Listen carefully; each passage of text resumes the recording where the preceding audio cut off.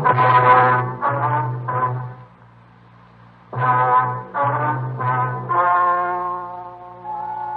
and gentlemen, the story you're about to hear is true. The names have been changed to protect the innocent.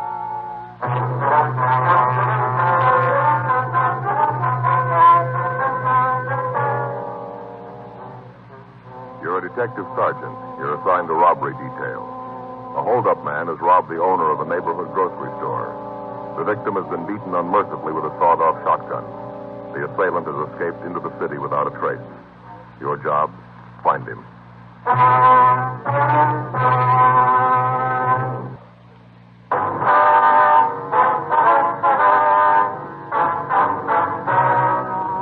Dragnet, the documented drama of an actual crime.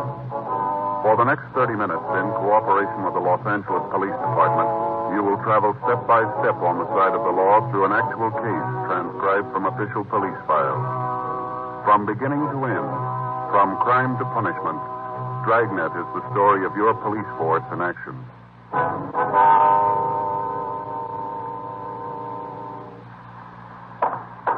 It was Wednesday, February 18th. It was raining in Los Angeles. We were working the day watch out of robbery detail. My partner's Frank Smith. The boss is Chief of Detective Thad Brown. My name's Friday. The office had called me at 3:46 a.m. By the time I got dressed and out in front of my apartment, it was 3:59 a.m. Frank was there waiting to pick me up. What's the best way to get there? Down the freeway, I guess, and cut over on the Liso, huh? All right. Who called you, the hospital or the office? The office said that Bailey had regained consciousness. We might be able to talk to him now. The rain's going to slow us down. Well, I'd better use the light and siren, Frank. We may not have much time. Huh? The way the skipper put it to me on the phone. Yeah? They still don't know if Bailey's going to live.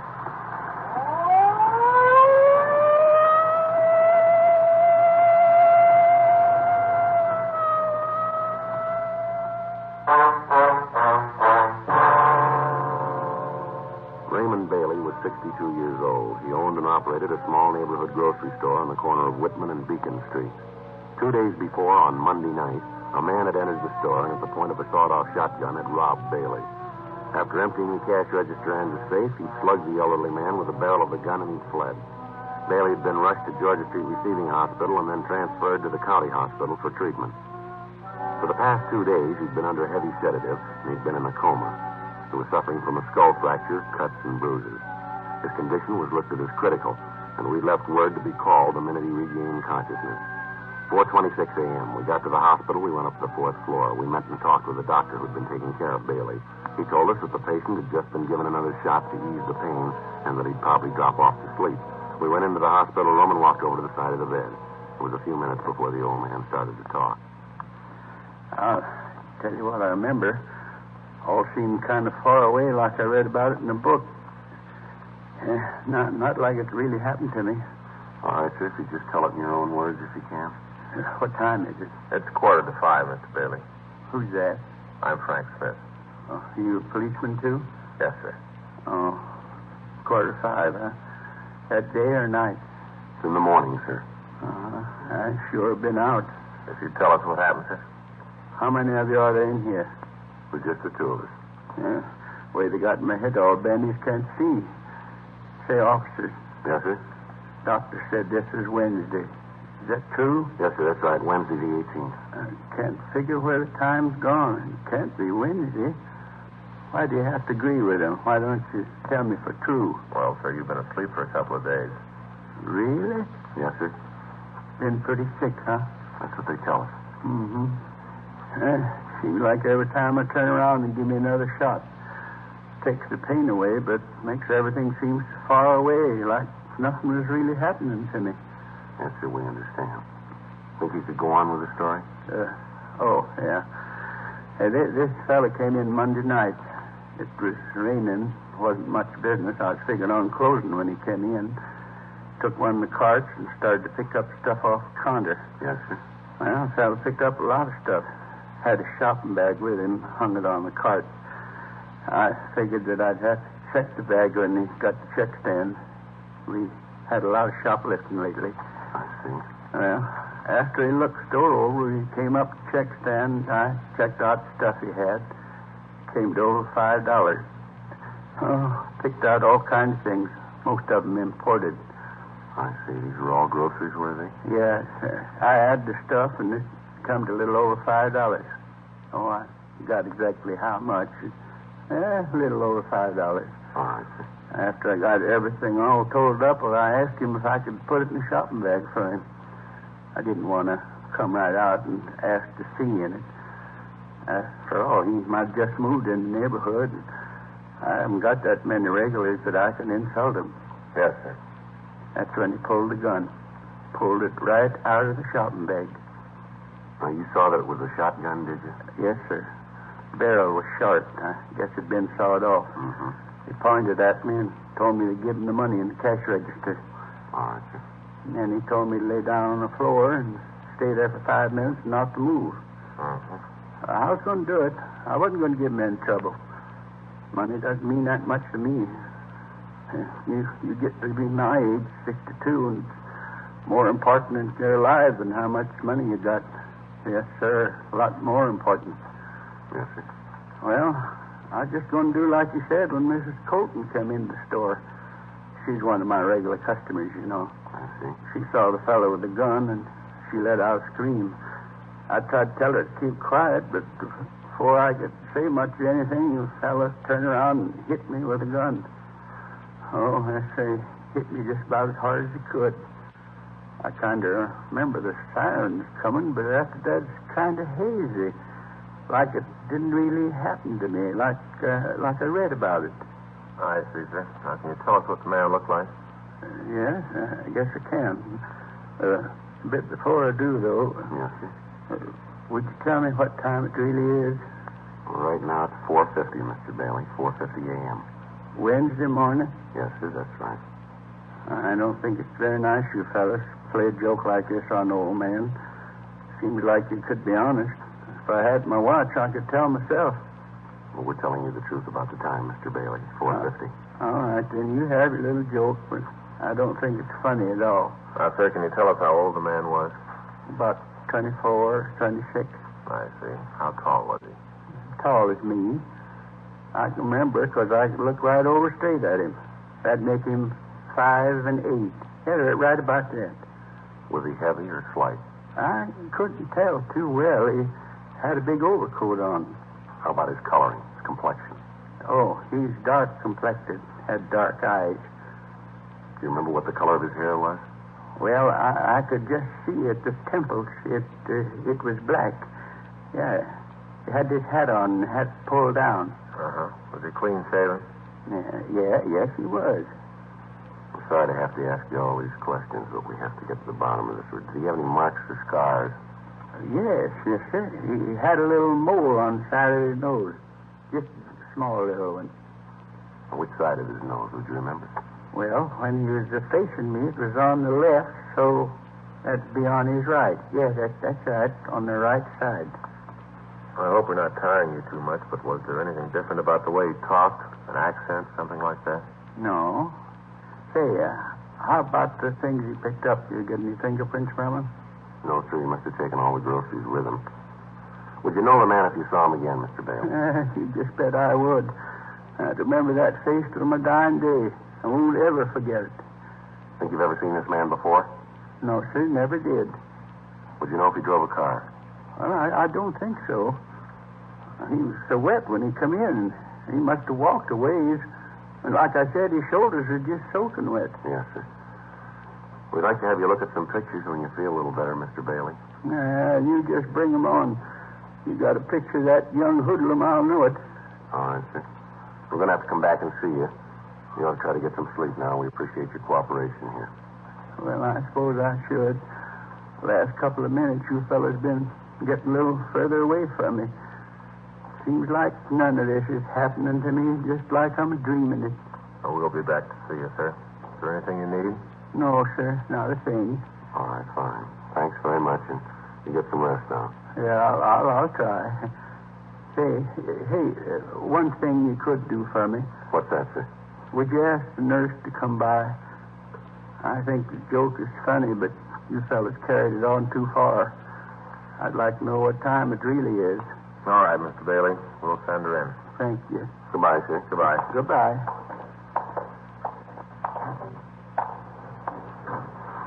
Pardon me, nurse. Yes? What if you check Mr. Bailey in there? He'd like to know what time it is. He's been asking the same question the last 2 days. He won't seem to believe any of us. Uh-huh. Do you know where you could find Dr. Cardell? Yes, sir, just down the hall, 2 doors past the turn. Thank you very much. I'd like to find out when he'd be able to look at those mug shots. Yeah, it's got a good description. It'll make it easier. Yeah. I guess this is it. 2 doors past the turn. Yeah. Come in. Sorry to bother you again, Doctor. That's all right. What can I do for you? We were wondering when it would be possible for Mr. Bailey to look at some pictures for us. I mean, when he's well enough. Well, with the way he's been reacting to treatment, he'll live. Yes, sir. But you saw the bandage. Yes, sir. He's totally blind.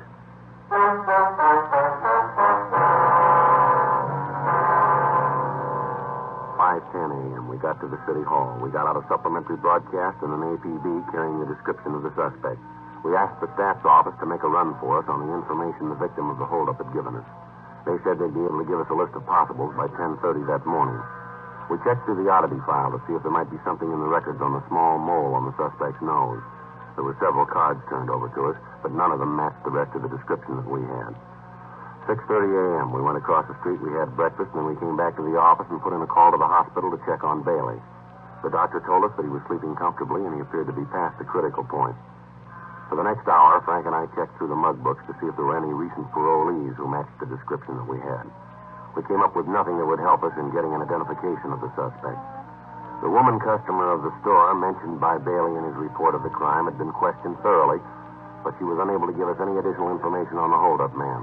She was unable to give us a concrete description of the thief. She'd been shown the mug books, but after looking at them, she stated that she was more confused than she had been before seeing them. She also told us about the suspect's black overcoat. She said that while the shoulders looked quite wet from the rain, the rest of the garment appeared to be dry. 10:30 a.m., we got the results of the run from the stats office. There were 17 names on the list. All men matched the description of the suspect and had at one time or another used the same M.O. used in holding up Bailey. It took us 2 days to check them out, and at the end of 48 hours, we were no nearer apprehending the thief than we had been before. 7:58 a.m. Saturday morning. I checked in for work. Hi, Joe. Morning, Frank. It's one of the best investments I ever made. Huh? The trench coat. Sure give me a lot of wear. Well, if you only used it this week, you've gotten your money's worth. Yeah. Sure is the answer to the rain question, though. I've been wearing that plastic coat of mine so long, I'm beginning to feel like a package of frozen foods. Yeah, you look like it, too. Yeah. Anything in the book? No. I talked to Stoner this morning, thought for a minute he had something for us. What's that? Well, they picked up a kid down on 7th yesterday. Tried to heist the liquor store. Manager pulled a gun and held him. Stoner answered the call. Thought at first it might be the guy we're looking for. Didn't check out, though, huh? No. Kid just got in town yesterday morning, broke and hungry. You know, I got to thinking about that Bailey thing last night. Yeah? Well, what he said about the suspect's coat. What do you mean? Well, you remember that Bailey said the guy didn't look very wet, just the shoulders on the coat. Well, no, Joe. Bailey didn't say exactly that. He said the shoulders on the coat looked wet, but it was that woman customer we talked to, that Mrs. Colton. She's the one that told us the coat looked dry except the shoulders. Yeah, well, that's the point I'm trying to make. I don't remember who said it. But if just his shoulders were wet, the way the rain was coming down out there, he couldn't have walked far and come in out of it that dry, could he? No. There's no Boucher streetcar lines within 6 blocks of Bailey's store. We know he doesn't live close to the store. He had to come in a car. Nobody saw one, though. Yeah. Yeah. Well, it's happened before. I guess it's the same thing you're thinking, huh? Well, could have took a cab. maybe. Well, let's run it down. Better than standing still. There are 22 taxi cab companies listed in the phone directory, all serving the downtown Los Angeles area. Each of these companies may have from 6 to several hundred cabs in service at any given time. Each driver might make as many as 6 trips an hour. In wet weather, the cab traffic is almost double that of any normal day. As a result of the number of possibilities, Frank and I spent the next week going through driver's waybills, checking for a cab that dropped off a customer near the corner of Virgil Avenue and Bimini Place at approximately 9:30 p.m. on the date of the robbery. After checking the reports, we came up with one trip that looked good. A driver had picked up a passenger at the corner of Mariposa and Wilshire Boulevard and had dropped him 1 block from Bailey's store, waited for him, and then driven him downtown. We checked with the traffic manager of the cab company, and we found that the driver could be located at a cab stand out on Wilshire Boulevard. Frank and I drove out to see him. We gave him the description of the suspect and asked if he'd ever seen anybody who matched it. Yeah, I remember him. A little guy. I picked him up out on Wilshire. I remember because he wanted out on a corner. And I thought it was funny that he didn't want me to let him out in front of wherever it was he was going. Did you wait for him? Yeah, he gave me a sawbuck and said for me to wait. I dropped the flag, and, I guess it was about a half an hour later, he came running back to the cab. Jumped in, told me to take him down to First and Spring. Let him out there. Remember him pretty good now. Had a big shopping bag. I see. You know where he went when he got out of your cab out on Bimini? No, I think it was an apartment out there. The way the rain was coming down, I didn't stick my head out to watch him. How about when you dropped him off downtown? You see where he went then? No. You think you'd know this man if you ever saw him again? Not sure. He wore his hat kind of down over his face, dark in the back of the cab. Might know him, then maybe I wouldn't. I'd have you come downtown and look at some pictures if you would, see if you can spot him for us. Sure, I got to get cleared through the dispatcher first. That's all right. We'll take care of that. Say, what's this guy done? Something pretty bad, huh? Well, we want to talk to him. Going to a lot of trouble just to talk to the guy. Come on, you can tell me. I won't spread it around. What's the beef? What's he done, huh? That'll be a little better if we talk to him about it. Okay. That's the way you want to play it. I don't want to get nosy. I'll get you cleared with the dispatcher. Okay. I'd like to have you show us the apartment you think the man might have gone into, if you would. Sure. Glad to do anything I can to help. Oh, say about those pictures. Yeah. Sure was dark that night. I hope I can point him out. Yes, so do we.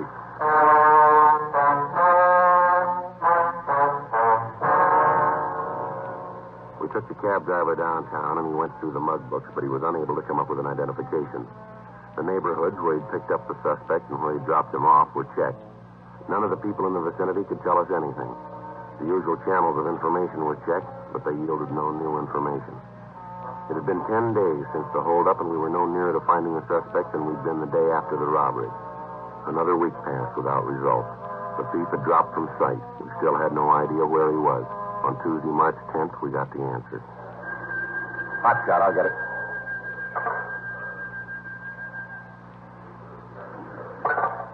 Anything? Yeah, he just hit again.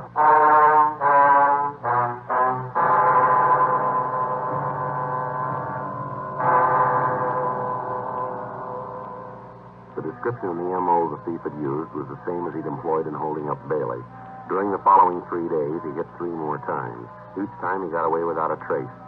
From the information we were able to get, it became apparent that he was using taxicabs to get to and from the scene of the holdup. We checked the cab companies and got their full cooperation. They agreed to help us as much as they could, but explained that with the tremendous volume of business that they handled each day, it would be almost impossible to check every passenger that the drivers carried. We got out printed descriptions of the suspect, giving detailed information of the hat and the coat that he wore, the shopping bag that he carried, and the fact that he asked the drivers to wait for him. Another week passed without result. The bandit had stopped operating. Thursday, March 19th, 3 additional teams of men were assigned to the case, and a rolling stakeout was set up in the general area where the holdup man had been working. Additional cars were planted at the cab stand along Wilshire Boulevard and in the vicinity of First and Spring Street. Another 2 days passed. On Thursday, March 21st, Frank and I were sitting in our car, staked out at the cab stand at the corner of Wilshire and Leeward, 8:46 p.m. That looks like it's going to rain again.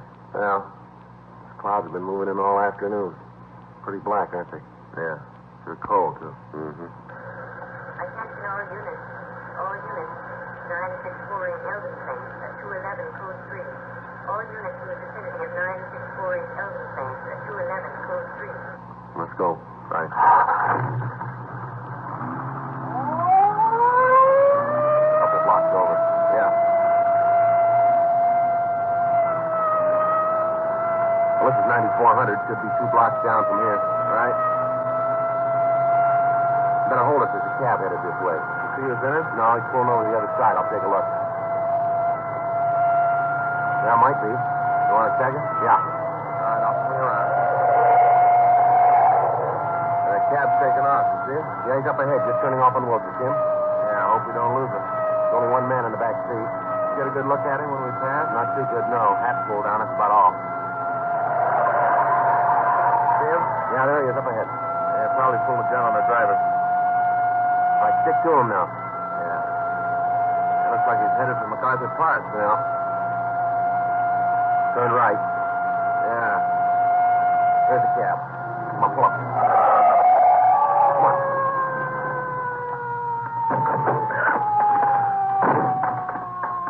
I couldn't shot. He said he'd kill me if I did. He had the gun pointing right at me. You see where he went? Yeah, he ran over there in the park. Good, I'll check it. I didn't know what it was all about. He said if I didn't keep driving, he'd kill me. That's all right. You stay here. I'll be right back. Yeah, sure. Joe? Yeah. You see him? No, he got away. Hey, we got something to go on. Yeah. He dropped his shotgun.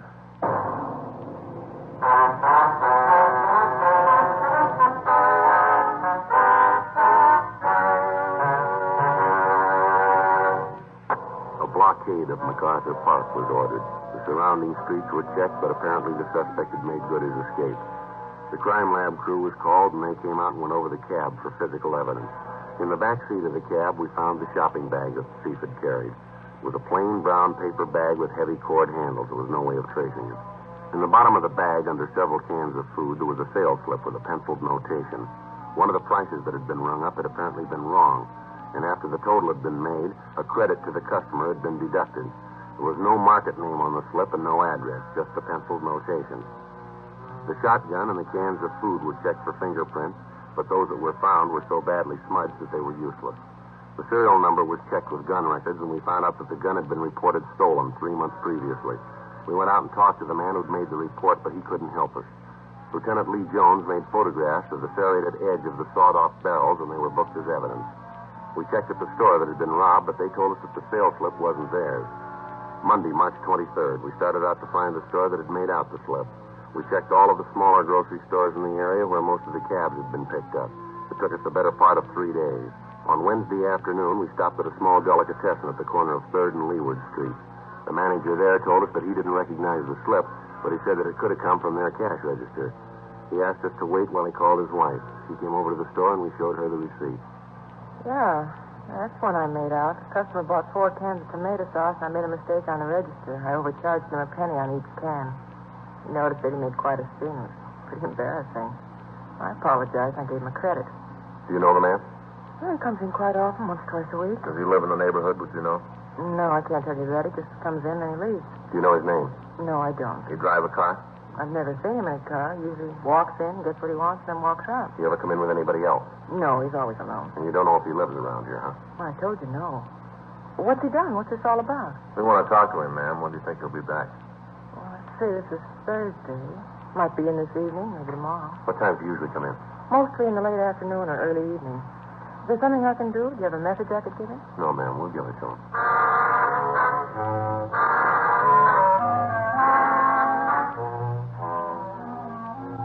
We called the office and told them where we were. Sergeants Murphy and Rafferty were sent out to help us cover the place. They'd stopped by the business office and brought out 2 shotguns for us. Frank and I checked the small store for some place to stake out. The only place we could find where we could keep the entire store under observation and yet not be seen ourselves was on top of one of the large refrigerators that held frozen foods and dairy products. Murphy and Rafferty took up their positions outside of the store, and we waited. At 5:30, it started to rain again. There was no sign of the suspect. 7 p.m., 8 p.m., still no sign of him, and the rain got heavier.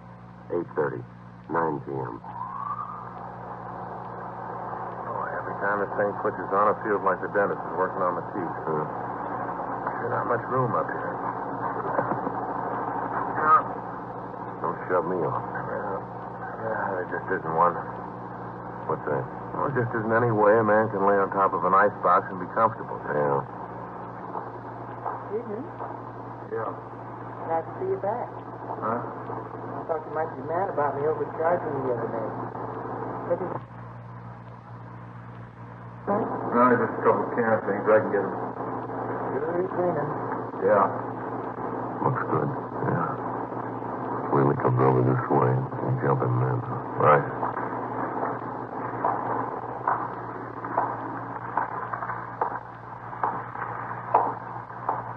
All right, now. Hey, what's going on? Watch it, Joe. Let's go. There he goes. My police officer, hold it up. He isn't going to stop, Joe.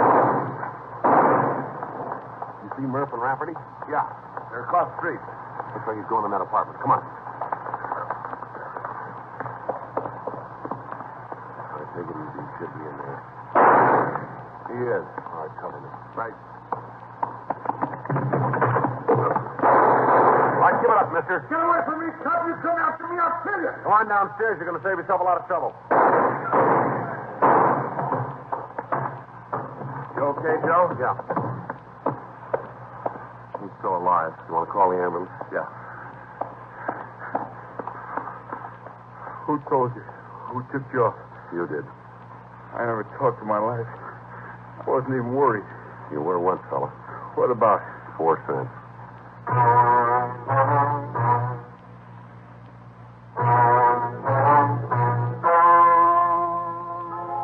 The story you have just heard is true. The names were changed to protect the innocent. On July 16th, trial was held in Department 96, Superior Court of the State of California, in and for the County of Los Angeles. In a moment, the results of that trial.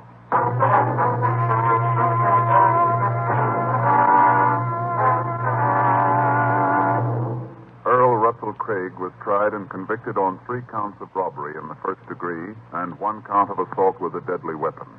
Robbery in the first degree is punishable by imprisonment in the state penitentiary for a period of not less than 5 years. Assault with a deadly weapon is punishable by imprisonment for a period not to exceed 10 years. Ladies and gentlemen, this week in Detroit, a group of men are gathered for the 60th annual conference of the International Association of Chiefs of Police. Dragnet sends best wishes to the top law enforcement officers in the nation and thanks them for the protection they daily give to our homes and families. May this conference be the best one they've ever had.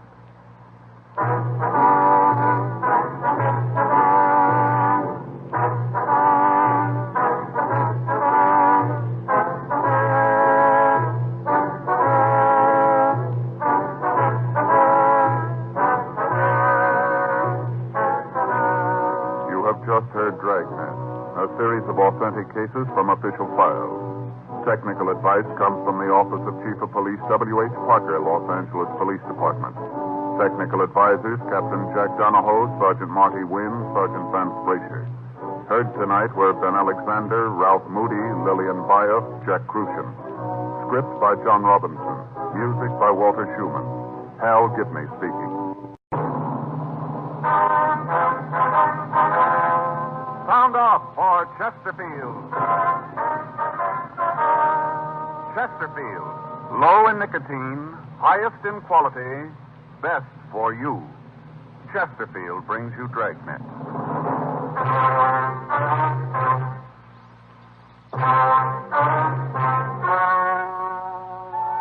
Ladies and gentlemen, the story you're about to hear is true. The names have been changed to protect the innocent.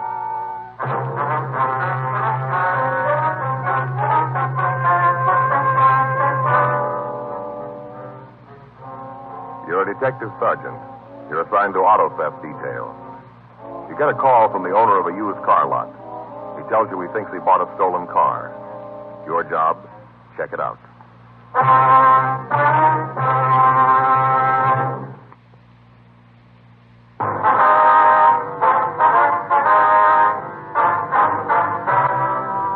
Dragnet, the documented drama of an actual crime. For the next 30 minutes, in cooperation with the Los Angeles Police Department, you will travel step by step on the side of the law through an actual case transcribed from official police files. From beginning to end, from crime to punishment, Dragnet is the story of your police force in action.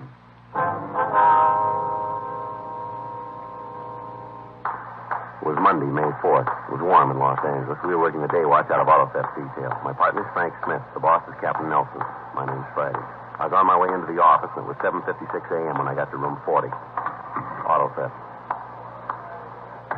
That you, Joe? Yeah. Hi.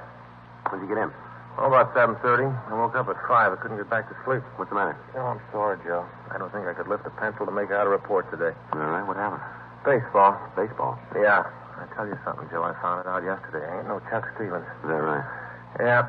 Yesterday morning, I got up early. Going to do a little work in the garden. It was a beautiful day, you know. Felt real great. Uh-huh. I got out in the backyard. I'll take it easy. Listen to the ball game, you know. Easy day. Yeah. And about 10, that guy next door, Neil Radcliffe, came over. That's the fellow of the fire department, isn't it? No, Joe, that's Bud Hendricks in the fire department. Neil works for an insurance Oh, company. yeah. Well, Neil's company is going to sponsor a team in the Little League. You know, kids' baseball team. Mm-hmm. I think I read something about that in the papers, didn't I? Yeah. Of course you did. They're pretty good, too. Mm-hmm. Well, Neil's got sort of a tryout yesterday, lined up for his team. Practice, you know. Mm-hmm. And he wanted me to umpire. You you know anything about being an umpire? Well, Joe, sure I do. And besides, Neil figured since I'm a policeman, the kids will believe me. He had a little trouble with them himself last week. I thought you had to go to some sort of a school to be an umpire. Well, Joe, you do for the regular leagues, but this was just a practice game. Neil's team and some kids in the neighborhood. Yeah. So I told him, sure, I'd do it. I changed my clothes, went out to park with him. You know, I thought it might be good public relations for the police department. You know what they tell us. Being an umpire would be good public relations, huh? Well, Joe, the bulletins say get out, get around the neighborhood, know your friends and their kids. All right, go ahead. Joe, those kids are on the wrong league. What do you mean? They're murderers. How's that? The way they play the game, baseball. I never saw such ball. Is that a fact? Yeah. I figured, you know, softball, underhands, kids pitching, be easy to call. Mm-hmm. So it's regulation hardball. Just like that. Bases are a little closer, but it's just like the big leagues and the way those kids throw the ball. A couple of times, I thought they were just kidding. I'd hear their stump, never see the ball. Thought the kid catcher would just hit in his hand, his glove, you know. And all of a sudden he'd turn around, and there'd it be right in his mitt. Well, how'd you get so sore if you just umpired the game? You stood in one place, didn't you? While I was up in the game, yeah, but this team of Neil's was skunking the other kids so bad that we had a little reorganization. What do you mean, reorganization? Well, the end of the second inning, the score was 14-2, and I thought that was a little unfair to the neighborhood kids. Being the umpire, you certainly had the right to think it was unfair. Well, I got out and I told them what I thought, so I decided to play first base for him. You what? I played first base for him. With all those kids? Sure. Fun. I played 5 straight innings. That's what I was just going to ask you. Yeah. Finally, I had to quit. Could hardly move. Didn't seem to make any difference where I was, Joe. Those kids weren't there. They just ran me ragged. Yeah, well, maybe you better take it a little easy today, huh? Would you like the day off? No, not the day off, Joe, but, you know, I'll take it easy. Say, rubbed liniment on my back all night. All over my arms and legs. Man, I'm sore. It even hurt to get dressed this morning. Mm-hmm.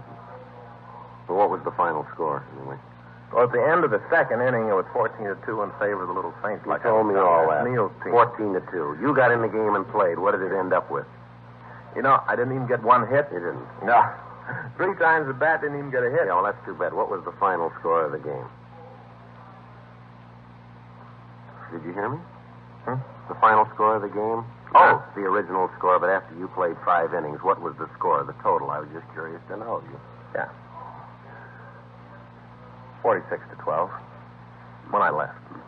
That was at the end of the 7th. The Little Saints were up when I left. That was the other team's favor. Mm-hmm. The team you weren't playing on. Joe, don't rub it in. The other team had run through their batting lineup twice. The way they were going, I think they were going to have to call the game on account of darkness. They'd been up for over an hour. Only 1 out. They sound pretty good. Well, they may sound pretty good to you, but they're murderers. You know, Joe, those kids grew up. There isn't going to be a ball club in the country that's going to have a chance against them. I never saw anything like it. Mm-hmm. I'm sorry I missed being here to see you play. I bet you are. It was pretty bad, Joe, really. Well, you'd never know it. Had me marked down for 10 errors when I left.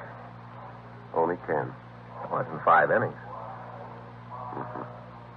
I guess you got to be pretty bad to run up a score like that. Oh, I wouldn't say that. I was, Joe, though. I was pretty bad. Mm-hmm. I get it. Auto theft Friday. Yes, sir. Mm-hmm. Sure, we'll be right out. Want to give me that name again, please? And that address. Fine. No, right away. Yes, sir. Friday. That's right. Right. Bye. What do you got? Well, I don't think you're going to get much rest today. There's a used car dealer out on Washington Boulevard. Yeah? He thinks he bought a stolen car.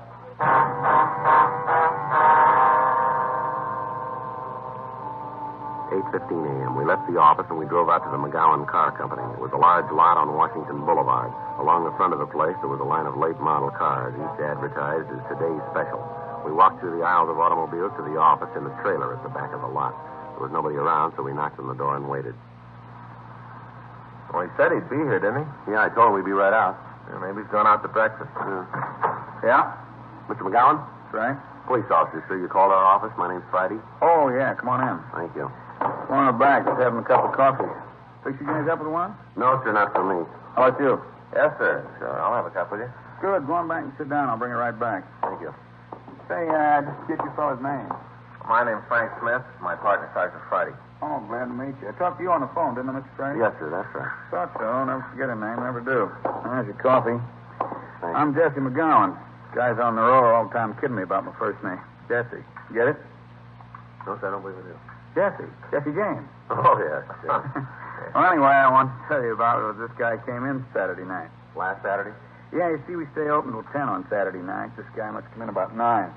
Jack went over to take care of him, but the fellow said he wanted to see the manager, so Jack brought him back here. I see. Said he had a car to sell, brand new Merc. Beautiful car. Say, I got a box of donuts here if you'd like one. No, thanks. I think I'll have one. Didn't get a chance to eat this morning. Got to worrying about this deal. Mm-hmm.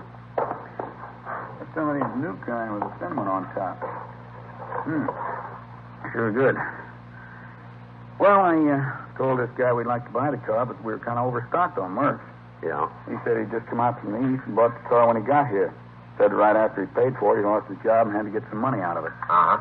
I asked him if he'd like to make a trade, transportation car and money to boot. Offered him a good deal on a Nash Rambler. Just got a couple of 51s in. Yes, sir.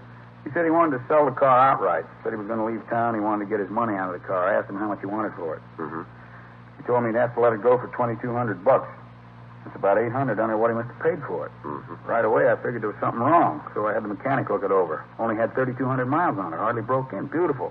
Radio, heater, white sidewalls, continental hookup. Real beaut. What did your mechanic say about it? Said it was in perfect shape. So I asked the guy who the legal owner was. What did he say? He said he was.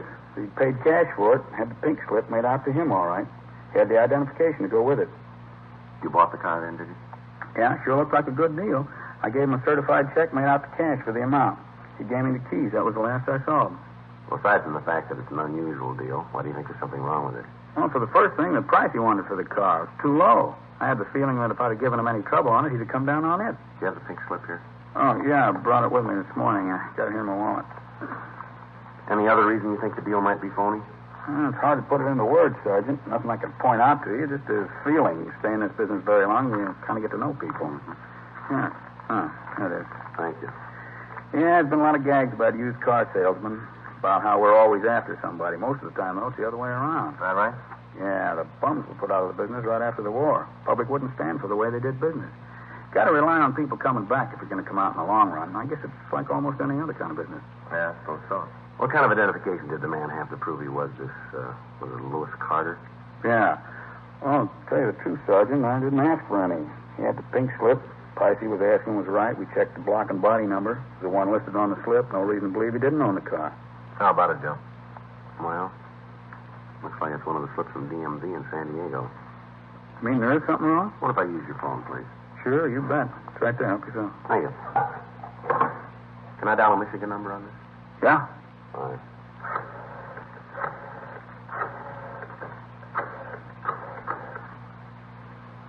$2507, please. Yeah, auto theft. Hi, this is Joe Friday. Yeah. Say, we got a pink slip out here. Looks like it's one of those that were stolen from DMV down south. No, down south, San Diego? Mm-hmm. You got the list there? Yeah, I'll wait. You mean somebody stole a pink slip from the department? Yes, sir. As near as we can figure it, about 2 dozen of them. Never heard of that. Well, this is the first one of them. Hello? Yeah. All right. Made out to a Lewis Franklin Carter. No. C. Charlie. Yeah. A-R. D-Dog. Yeah. E-R. Carter. Yeah. Mm-hmm. Registration number is 660-. Oh, 2 sixes. 660-. 2 more sixes. 667. 660-667. That's right. Address 4287 Ingram Street, Los Angeles. LA5. Engine number 585509. All right, I'm sorry. 58550925. That's it. Mm-hmm. Mercury 8. Uh-huh. Yeah. Well, that's what we figured. You got anything on the car? Mm-hmm. No, it was sold Saturday night. That's right. Yeah, there should be something out on it. Okay. Right. Thank you. How about it? The car stolen? No report yet, sir. I got to call the bank. Now, you said you gave the man a certified check? Yeah, I got to stop payment on it. Ain't going to be easy either. He can cash it any place. Sure looks like I'm out $2,200. Well, it isn't likely he's been able to cash it by this time, sir. Maybe not, but I'll give long odds that he's standing in line when the door's open. I better give him a call. Hope somebody's there. Well, it's just 8:25. Yeah. Probably a little early. Yeah. Doesn't sound like anybody's there yet. Well, keep trying. I got to get that check. See what I mean? What's that? About the jokes. We're the ones always trying to get away with a fast deal. No such thing. Take this one, for instance. Yeah? I bought the car in good faith. Paid cash for it. Gave the guy just what he asked for. Well, I'm not quite sure. Huh? You get a little more than that.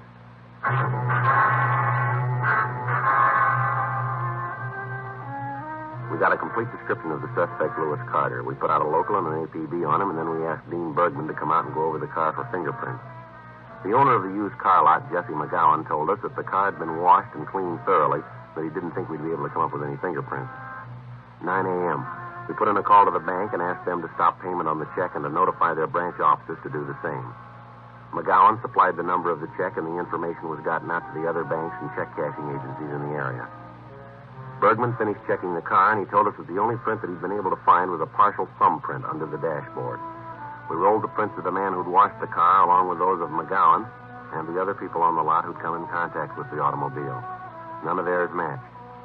We checked with the office and told them that we'd check out the address listed on the pink slip. 9:37 a.m. We pulled up in front of 4287 Ingram Street. It was a large two-story place that had been converted into a rooming house. There were several cars parked in the front yard. We went up to the front door and rang the bell. Want to try it again? Yeah. I didn't know there were any of those around anymore. Don't see many of them nowadays. What? What kind of doorbell? Oh, yeah. Yeah? I'd like to see Lewis Carter. I'm him. What do you want? Police officers. We'd like to talk to you. Cops? What do you want with me? Might be better if we talked inside. Huh? Inside? Oh, yeah. Come on in. I just got up. Either one of you guys got a cigarette? Yeah. Here. Thanks. How about a match? Here. Thanks. Well, what do you want to see me about? Something wrong? You own a 53 Mercury convertible? Yeah, why? You know where it is? It should be out in front. Why? You leave the keys in your car when you park it? Once in a while I forget it. Yeah. Look, I don't know if it's there now, though. Your car's been stolen, Mr. Carter. Huh? Your car's been stolen. Well, wait a minute. Yeah, you're right. Well, where is it? You got it back for me? Is it in the police garage? No, sir, I'm afraid it's not that easy. It was sold Saturday night. Sold? Who to? A used car dealer out in Washington. Who owns the car, sir? Well, I do. Do you have the pink slip on it? No, I didn't get it back from the Department of Motor Vehicles yet. Why? Well, the man that sold the car had the pink slip with him. Well, I don't care if he did have it. The car doesn't belong to him. He had no right to sell it. When's the last time you saw your car? I guess it was Saturday afternoon. I came home early. I parked it out in front. Yeah, Saturday afternoon. How is it you didn't know the car was taken? Officer, you saw the front of this place. Must be half a dozen cars parked out there. The rumors they use a yard. You didn't use the car over the weekend, then, is that it?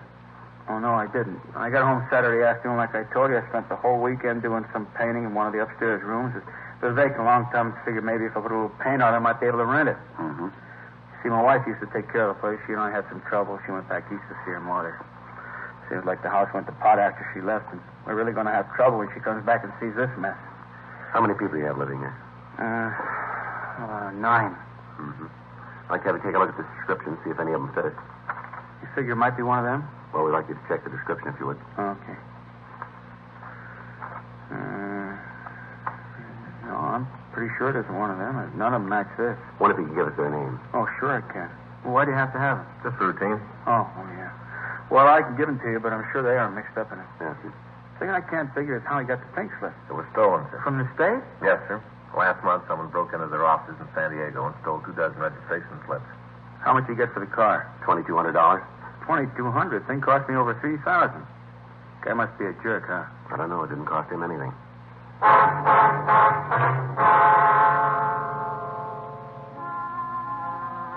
10:15 a.m. We went by the used car lot and picked up the owner. We took him down to the city hall and had him check the mug books. After going through the pictures, he was unable to give us an identification of the man who'd sold him the stolen automobile. We checked the names of the people who lived at Lewis Carter's house. One of them had a record of arrest on charges of violation of Section 4127A of the Los Angeles Municipal Code. He'd served a short term in the city jail, and then he'd been released. His physical description, however, did not match that of the suspect we were looking for. 11:35 a.m. We had the used car dealer taken back to his lot, and Frank and I checked into the office. About the only thing we got working for us is the check. Yeah. We get the word out in time. He gets his hands on that money, and he can go a long way. I get it. Hold up, that's Friday. Yes, sir.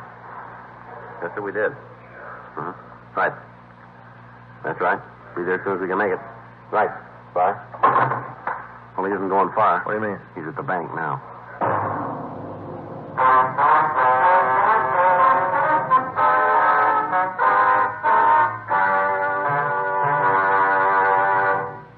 You are listening to Dragnet, the authentic story of your police force in action.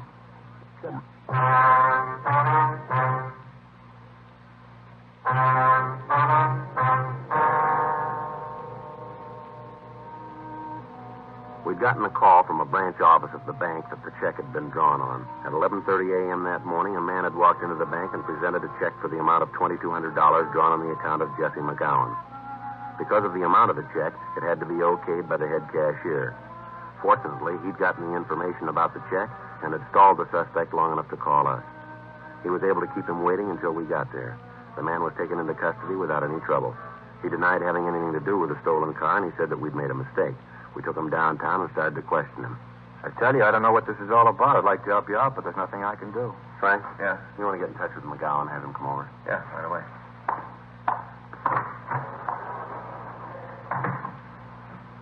You want to tell me again when you got that check? It was against the law to have a check. I'd like to know where you got this one. I won it. Where? I don't know what this is all about. I'm not about to get any of my friends in trouble by naming them. I got nothing to do with this, let alone my pals. To save yourself a lot more trouble if you'll tell us where you got the check. All right, I won it in a poker game. Pretty high stakes. And we gave up kid games. Where'd you win it from? I told you I wasn't going to name any names. We're going to get them sooner or later, you know that. Not for me, young. You build it any way you want. That's the way I figure it. When was this poker game? Saturday night. Where? I'm sorry, there's another one I can't answer. You been in San Diego lately? Not for a couple of months. When's the last time you were down there? I don't remember right off. It'll help if you can. What do you mean, help me? I got no trouble. You guys make a pinch while I'm trying to cash a check. I won the money. It was a payment for a debt. All I was trying to do was get my money. There's nothing wrong with that. There's nothing wrong. Why don't you tell us where you won the money from? And have you guys throw a beef at them? Nothing doing. I read where you fellas spend your time breaking up a game of old maid. It's a little more serious than that, isn't it? Well, maybe to you. I got no problem. All I got to do is sit tight. You keep believing that, mister. You keep acting like this, and you'll see what a problem you really got here. McGowan's on his way over, Joe. Who's McGowan? He's the man who wrote the check you tried to cash. Waste of time. You don't know me. We'll let him decide that. Go ahead. Have your fun. A couple of questions we'd like to ask you. Go ahead. I got nothing more important to do. Checked your name through our identification bureau. Came up with some mighty interesting things. Isn't that right? Yeah. Let me see, Frank. Here. True name Harold Drake, is that right? Yeah? Your address is listed as 2917 Ledgewood Drive, is that right? Yep. You told us you'd never been arrested. I haven't. Let's take a look at the picture. You got the room rigged for moving. I'm going to tell you something, Drake. You mark it down, you remember it. The sooner you stop playing footsie with us, the better it's going to be for you, understand? When do you bring out the rubber hose? I went out with the story you're trying to hand us. Here's the picture. Mm-hmm. Yeah, the guy looks a lot like me. Didn't know any better, you might think we were twins. Yeah, if you didn't know better. But we do, huh? Oh, come off it, Drake, will you? We got you nailed, and you know it. You want to sit there and dream up these fairy tales? That's up to you, but we got a job to do. We know you'll stand for this, and so do you. Now, why don't you save us both a lot of trouble and cop out? Look, I'd like to do it, Sergeant. No lie, I really would. But I can't cop out to something I had nothing to do with. All right.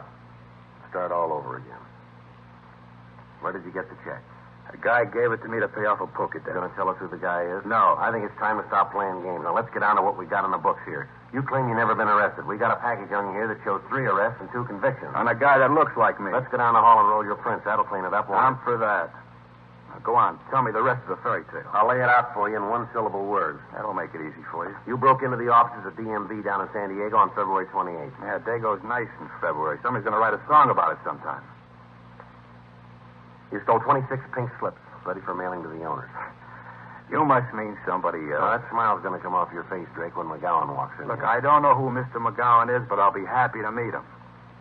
Now, tell me, what did I do after I stole the pink slip? You got the address of Lewis Carter.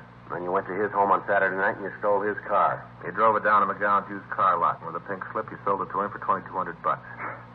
I was busy that night, wasn't I? What are you trying to prove with all this talk, Drake? You trying to make it rough on yourself? Is that what you want? I'm not trying to do anything. All I'm doing is trying to go along with you guys. I'll check and see if McGowan's here. All right.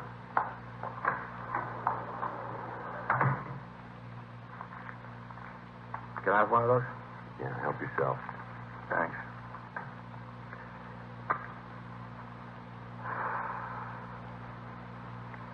Yet I wouldn't have your job for all the money in the world. All right. Yeah, it's a lousy way to live. Going around trying to get people to cop out to things they didn't do. That's the way it looks to you, doesn't it? And from anywhere I sit, it turns out just that way. A couple things wrong. What? Your record, for one thing. If you can prove it's mine. All we got to do is walk down the hall and you've had it. As soon as we check the prints, we've turned the key. Sounds good the way you tell it. It's going to sound better the way the judge says it, isn't it? Who's writing for you? You were arrested in 1939 for auto theft. You served 3 years. Arrested in 1945, suspicion grand theft auto. Dismissed. Yeah, you see. I knew they had the wrong guy. Nobody's told us. Another arrest in 1946, grand theft auto. Served 4 years. Case of mistaken identity. Is that what happened both times? Some people got very bad eyes. Now, you take this fellow McGowan you're bringing in here. Wouldn't be at all surprised if he had bad eyes. You know, there's one way to get yourself out of this, and that's to tell us where you got that check. I don't know how to do it any more simple than I have, Sergeant. I won it playing poker. Now, I'm not going to tell you who I won it from. It wouldn't do any good. I don't know who's been giving you advice, mister, but you aren't playing it very smart. Really? The guy who dreamed up this routine probably spent the next 20 years at Q. As a matter of fact, he's still walking around. All right, mister, let's go down the hall and check your prints. Come on in, Mr. McGowan. That's the man. You sure about that? Swear to it in court. What are you trying to do? Cause me a lot of trouble? I haven't done anything, and you know it. Now you come in here and you say that's the man. You know what they can do to me? All right, Drake, that's enough of that. Let's go, Mr. McGowan. Swear to it in court. That's the man who told me to come. How about it, Drake? Nothing more, huh? Yeah, we'll roll your prints and check them against the record. I got a couple of partials from San Diego. If yours match up, and I think they will, you've had it. No way out, huh? Not that I can see. Oh, what happens, now this is just a wild question for the sake of argument. What happens if I cop out, plead guilty? We got nothing to say about that. You can't help out, huh? No, sir. Save the taxpayers a lot of money, no trial. I told you we got nothing to say about that. Not much to gain then by copping out, huh? We got you made if you do or you don't. Maybe make it a little easier if there's no jury trial. That's up to the judge. Nothing you can do? It'll go into the book that way. Mm-hmm. Got another cigarette? They're right there. Help yourself. Thanks.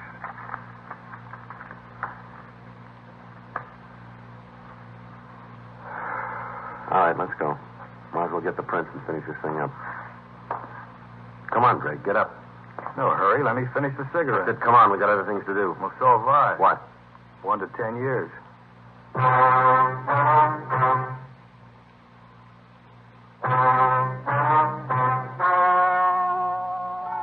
The story you have just heard is true. The names were changed to protect the innocent.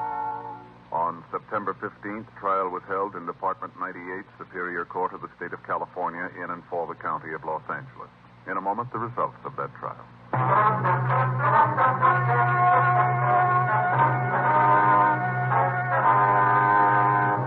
Harold Alex Drake was tried and convicted of grand theft auto, 3 counts, and was sentenced as prescribed by law.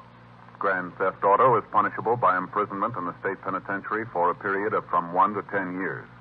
A hold was placed on the suspect by San Diego County for prosecution on the burglary charge.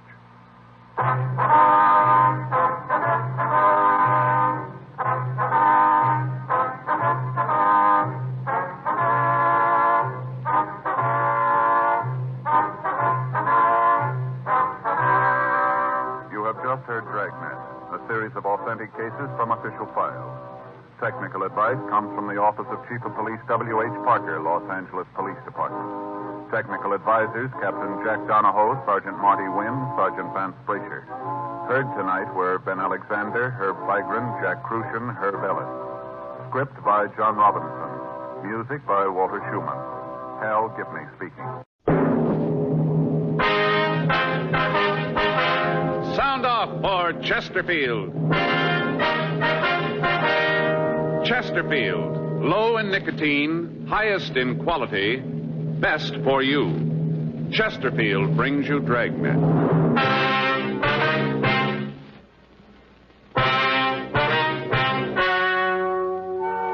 Ladies and gentlemen, the story you are about to hear is true. The names have been changed to protect the innocent.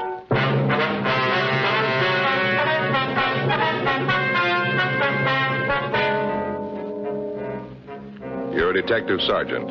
You're assigned to homicide detail. You get a call that a man has barricaded himself in his apartment. The report says he's going to kill himself.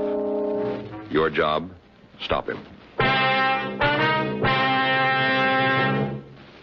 Smokers by the thousands are now changing to Chesterfield, the only cigarette ever to give you 1, proof of low nicotine, highest quality.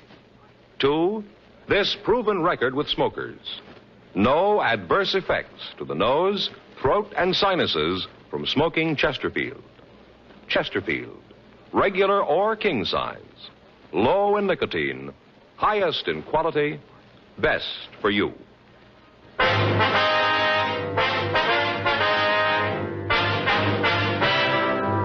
Dragnet, the documented drama of an actual crime. For the next 30 minutes, in cooperation with the Los Angeles Police Department, you will travel step by step on the side of the law through an actual case transcribed from official police files.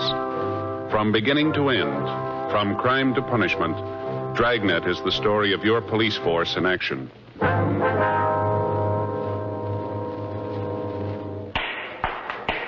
It was Wednesday, November 18th. It was cold in Los Angeles. We were working the day watch out of homicide detail. My partner's Frank Smith. The boss is Captain Warman. My name's Friday. I was on my way back to the office, and it was 10:32 a.m. when I got to room 42. Homicide. Joe? Yeah? That didn't take too long. No, Saul just got the coffee made. Here you are. Thanks. Boy, it sure is hot. Mm-hmm. Anything come in? No, it's been pretty quiet. I got it. Homicide, Friday. Yes, ma'am. Mm-hmm. Yes, ma'am. When was that? Mm-hmm. No, ma'am. No, if you'll wait just... Yes, I understand, but... Yes, ma'am. If you'll wait just a moment, I'll transfer you to robbery. Yes, ma'am. Well, they'll explain it to you over there. Right. Would you hold on, please? Would you give this call to 2511, please? Yes, that's right. Sure dismal weather. Yeah. Feels like it's going to rain, doesn't it? Paper says it might hit tonight. Yeah. Well, I hope it clears up before Sunday. What do you got figured out this time? Well, Joe, I don't understand why you say it that way. You don't, huh? No. Well, what do you got figured? Take a look at this.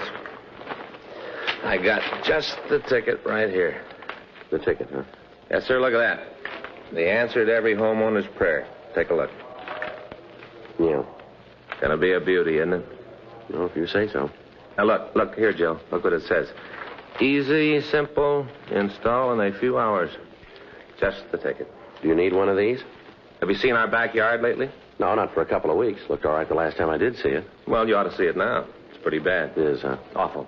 I just stand there and look at Perry's yard and want to throw rocks at mine. Perry's the fireman, isn't he? No, Joe. That's Neil you're thinking of. He lives on the other side. Perry's the insurance salesman. Yeah, that's right. Yeah. He's the one who tries all his sales talks out on you, is that Yeah, right? tells me all about him. That's pretty good, too.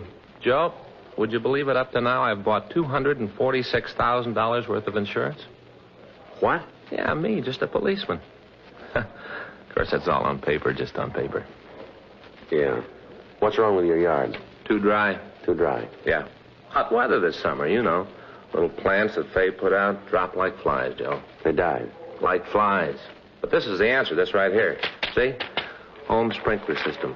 Install it yourself. What's that? Look at it. Well, what is it? It's a home sprinkler system, Joe. Read what it says here.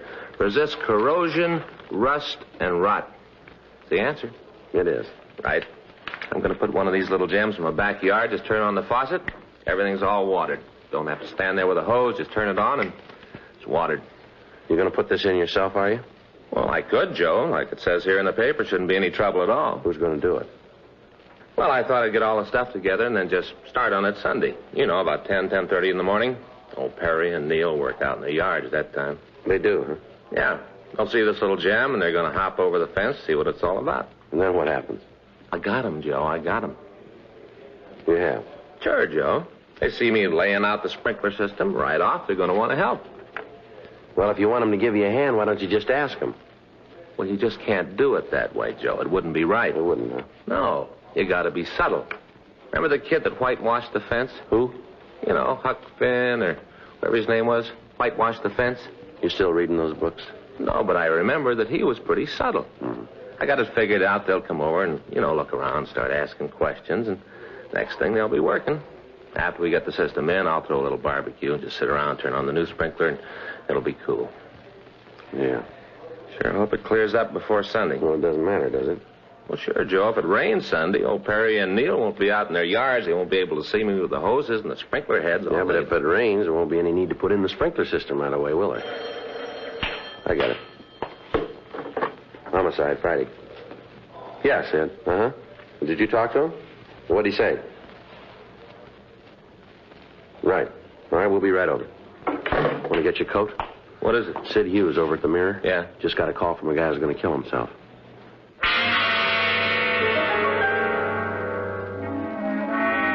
10:37 a.m. Frank and I notified the complaint board what had happened, and then we left the office. As we drove out of the City Hall garage, it started to rain. We turned up First Street and then over to Spring. Sid Hughes, the reporter who'd called me, was waiting in front of the Mirror building. Sid, over here. Oh. You got the address, Sid? Yeah, here. 2682 North Ardmore, out by the Ambassador. Hi, Smith. Hi, Sid. All right, let's go. What do you got on it, Sid? Well, a couple of minutes ago, the guy called. I answered the phone. Told me his name was Jan Padacek. Said he was going to kill himself. Yeah? I talked to him for a couple of seconds. It was easy to see he wasn't just another crank. He meant what he said. How'd he happen to call you? I don't know. He said something about the paper treating him right. Said he wanted to thank us. You know what he's talking about? No, I got Casey Shawhan working on it now. He's our city editor. Yeah, I know. He's checking the morgue file, see if he can come up with anything. You ever heard of him, Frank? No, name does nothing to me.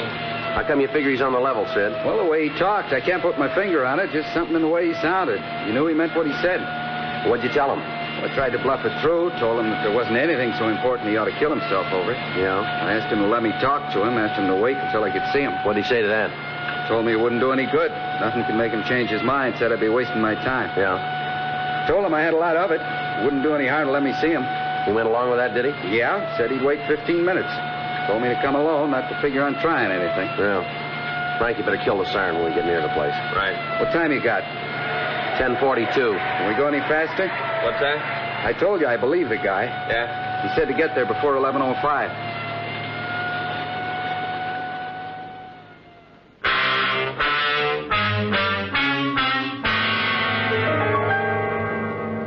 .2682 Ardmore was a two-story Spanish-type apartment house. There was a large courtyard in the center of the U-shaped building.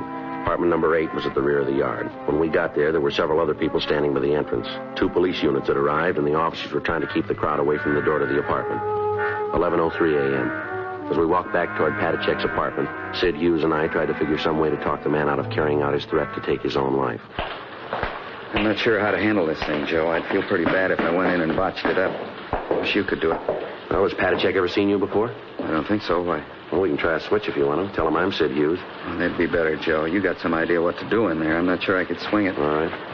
I told him I'd shove one of my cards from the newspaper under the door. That way he'd know it was me. All right. Now, after you're inside, I'll try and get in touch with Casey and see what he's been able to come up with on Padacek. Good. Oh, better leave your gun here. Told him I'd come unarmed. All right. You think it's a good idea to go in there without a gun, Joe? No, we haven't got much to say about it. The big thing right now is to try to get him out alive. Yeah, I guess you're right. Okay, you want to hang on to this for me? Right. All right, let's give it a try.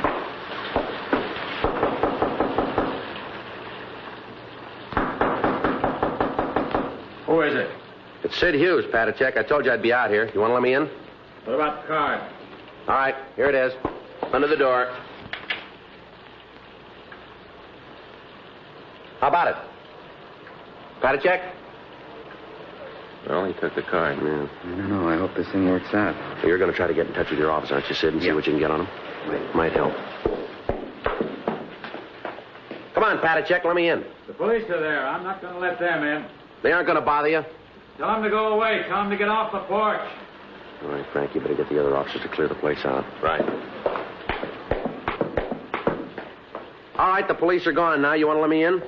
Will you bring my mail in for me? What's that? My mail, it's in the box, right on the side of the porch. In the box. All right, I'll get it.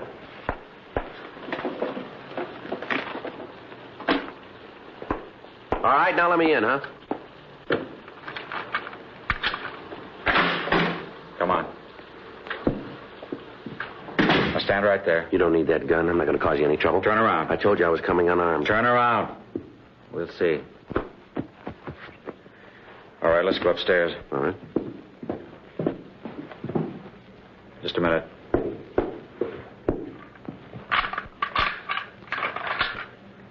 Okay, let's go. Why don't you put the gun down? You're going to need that. I feel better with it. Mind if I take off my raincoat? No, go ahead. Make yourself comfortable.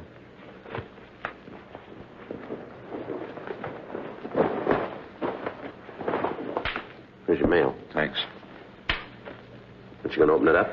No reason to. There's nothing important. You can't tell. There might be. There isn't. I know that. You want a cigarette? No, but you go ahead. Here, have one of these. I want to be able to see your hands. All right.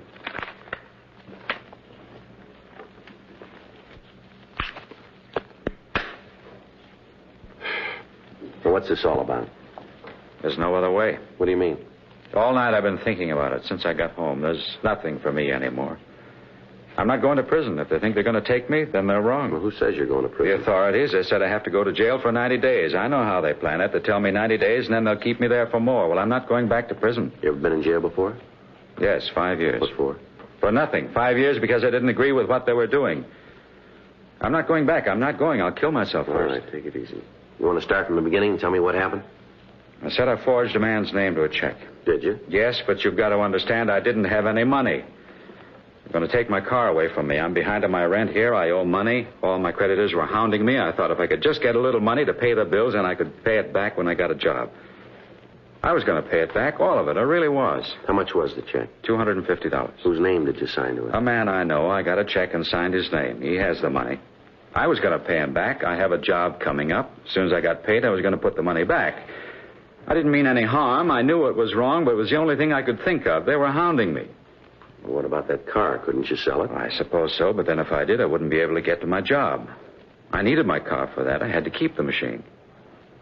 Well, you'll have a trial. If you tell them what happened, they'll probably understand. The court will make an allowance. I've had a trial. I told them I was guilty, that I did forge a check. They told me I had to go to jail. You said you'd been in prison before. Yes. 5 years, and I escaped. Where was that? In Czechoslovakia. They put me in prison because I wouldn't do what they told me. They killed my father and my mother, and then they put me in prison. I know what it's like. I'm not going back. Well, the prisons here aren't concentration camps. You know that. That's what you say. I know different. I've lived in them. You see here? You see these 4 teeth in front? Yes, I see them. Well, they're false. Is that right? I lost the teeth when I was kicked by a guard. You know why I was kicked? You know why he did it? No. Because my clothes were torn. That's the reason he kicked me. I tore my clothes, so he knocked my 4 front teeth out. Well, that's all over now, isn't it? Things like that don't happen here. Well, maybe not out in front of people, but they happen in the prisons. I'm not going to have it happen to me again. There were 800 of us, all arrested at the same time. 800, Mr. Hughes. Yeah. 800 men, people I knew. 800 human beings with homes and families. And I'm the only one alive now. All the rest were killed. All taken to Buchenwald and run through the showers. Now, don't tell me about prisons, Mr. Hughes. I know. I've lived in them. Tell me something. Yes. You remember the name of the judge who sentenced you here on the forgery charge? Yes. Well, let me call him. Let me get him over here and talk this thing over. We can work something out. There's no reason for you to do a thing like you're planning here. It's not that important. Maybe not to you. It isn't to anybody. And we can work something out here. Let me call the judge. No, sit down, Mr. Hughes. Look, I'm not a stupid man. I have degrees from 3 universities. I speak 4 languages. I spent 5 years jumping every time a guard looked at me. 5 years wishing they'd kill me. 5 years wishing I could live in hell because it'd be much better than the way things were. Now they think they're going to send me back. They're not. You understand that, don't you, Mr. Hughes? Don't you? Yeah, I think I understand it. Look, you said yourself that you thought about it all night. Now, isn't it possible that you're making this thing more important than it really is? No. I came in here to help you. I want you to help yourself. Get your hands off me, Mr. Hughes. Now get over there. Look, I don't know how to tell you, Patachek. I don't know how to make you believe me, but none of us want to hurt you. We want you to be happy here. That's one of the reasons you came to this country, isn't it? Yes, I read the books about freedom. That's why I came here. Now they're trying to take that freedom away from me. Before I even have it, they're trying to take it away from me. I forged a check. I admitted it. I told them I did it. But I told them I'd pay the money back. That didn't seem to make any difference. They still said I had to go to jail. Well, you said yourself that you were put in prison for not agreeing with the authorities. Isn't that what you said? Yes, that's what I said. Well, they don't do that in this country. You know that. Everybody's entitled to his own opinion, live his own life. We've got laws that are written by the people to protect the people. You understand that, don't you? The people themselves write the law. Yes, I understand that. Well, you don't break a law just a little bit. Either you keep it or you don't. Do you understand that? Yes. Well, you broke the law, didn't you? Isn't that right? I told you I did. I broke the law. All right, now listen. After you've broken the law, you can't make it right by saying you'll pay the money back. But the fact that you do want to rectify your mistake will certainly be taken into consideration by anybody in authority. You understand that? I don't know. I try to think. I've thought about it over and over. I can't come to any answer. Where you going? Got to take something for this headache. Got a bad headache.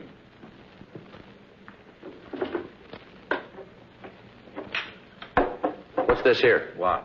This note here on the bureau. That's what I wrote. Tell why I did it, so they'd know. Nobody understands what has happened to me. I cannot accept a jail term. All I want is to find peace and freedom. I guess this is the only way to do that. I'm sorry to cause anybody any trouble. Please take care of my dogs. Patacek? Yes? You know this is all wrong, don't you? I don't know. I wish I did, but I don't know. No, we're not going to need this. There's going to be no reason for it. What are you doing? Get away from me. Leave my things alone. Like all the rest, you don't understand either. You better get out of here. Get out. All right, if that's the way you want it. Why'd you crumple up this note? Now, why? I didn't think that you'd need it. I thought we had this thing straightened out.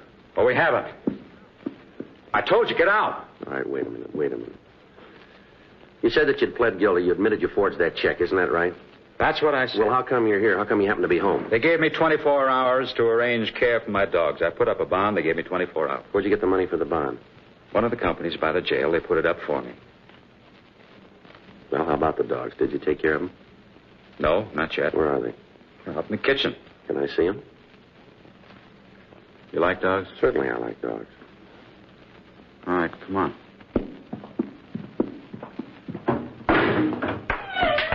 There they are. This one's Marta. This little one's Eric. Yeah, they look like real good dogs. They are. Thoroughbred shepherds. Only friends I have. That's not true. You got friends. Who? Tell me who. Well, me, for one, I'd like to be your friend if you'll just give me the chance. How about it? What do you say? What's that on your belt? What? The leather case on your belt. What is it? You don't have to answer. I'll tell you. It's a bullet clip. You're not Sid Hughes, are you? Are you? No, Jan. No, you're a policeman. You're here to take me to prison, but you made a mistake, a big mistake. Yeah? I'm going to kill you.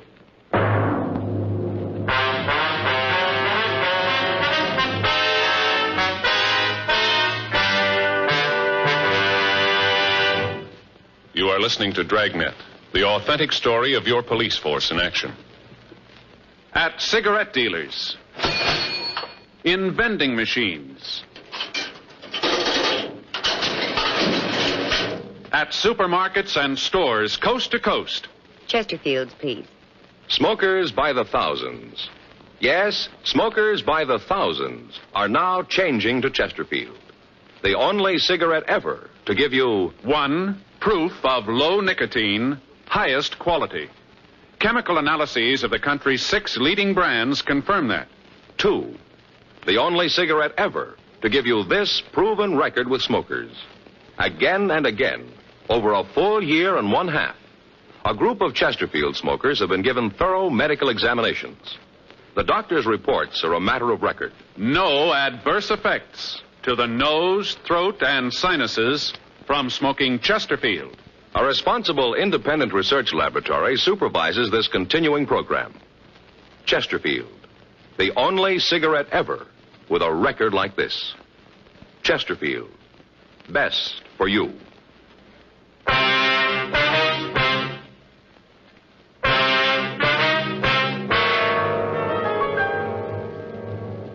$11:18 a.m. I'd been in the apartment with Jan Patacek for 13 minutes. During that time, he'd held a chrome-plated Luger pointed at me. We'd gone into the kitchen to see the dogs, and Patacek had noticed the cartridge clip on my belt.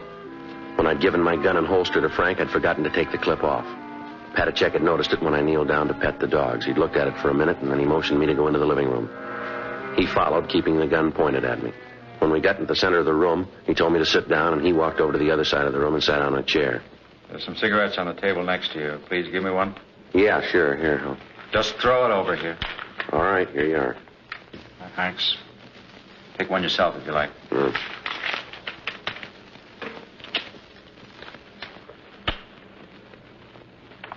Who are you?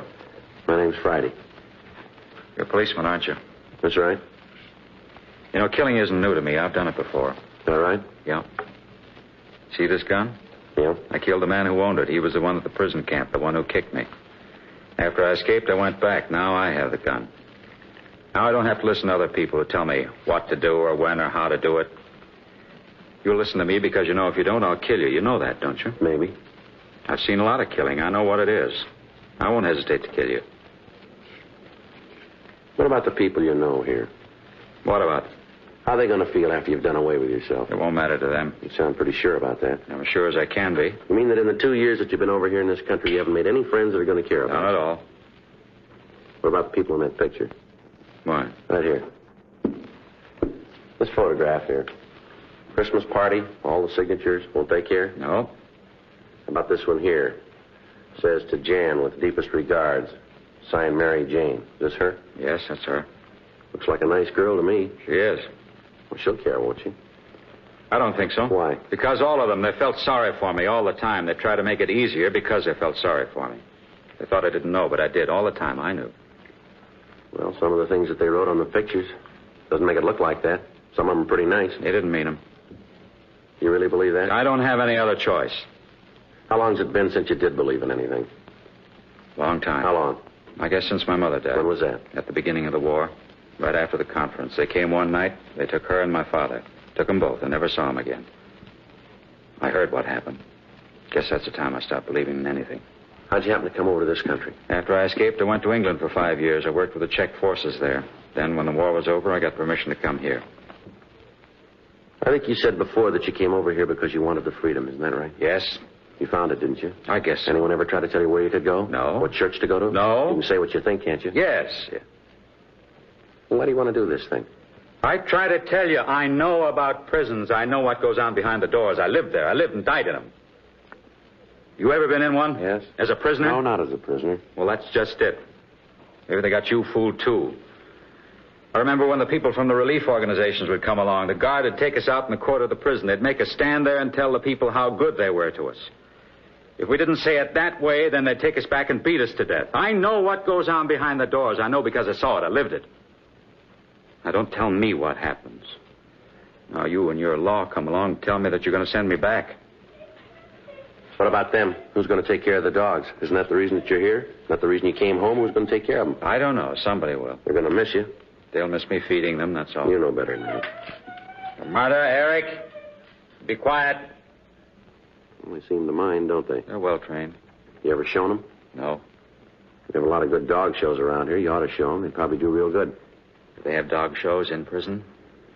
I don't know how to tell you. I don't know how to make you believe me. If you just let me get that judge over here, let him talk to you. Maybe he can make you believe that it's not going to be like it was in your country.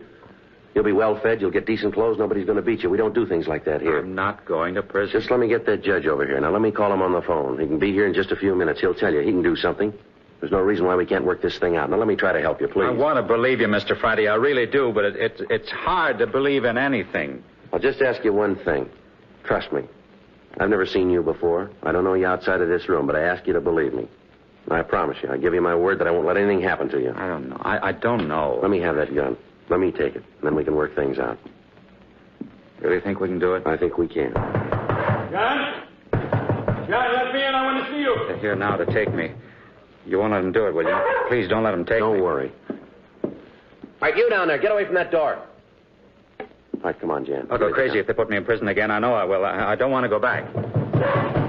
Jan, come on. Give me the gun, will you? I won't go back. If I go this time, it'll be for good. Now, if they take me this time, they'll kill me for what I did. I know they will. No, they won't, Jan. Now, please, give me that gun. Let me in. Get away from that door and stay away, will you? They're going to break in. Quick, we got to hide. If they find us, they'll kill us both. Come on, Jan, believe me. I won't let anybody hurt you. I promise. I give you my word. Now, give me that gun. You mean that? I do. You won't let them take me? No, now, come on. Give me the gun. I want to believe you. I want to believe you. Do it. Trust me, Jan. I won't let you down. Come on, give me the gun. Get away from that door. I'm doing the best I can.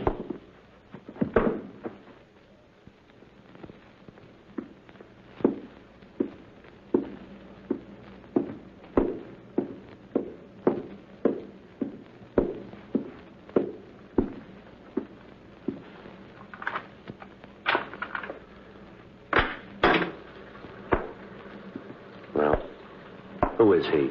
Now, just stand still, you. All right. We did all we could, Joe. This guy got by us. This Patachek owed him money. We tried to stop him, Joe. Yeah.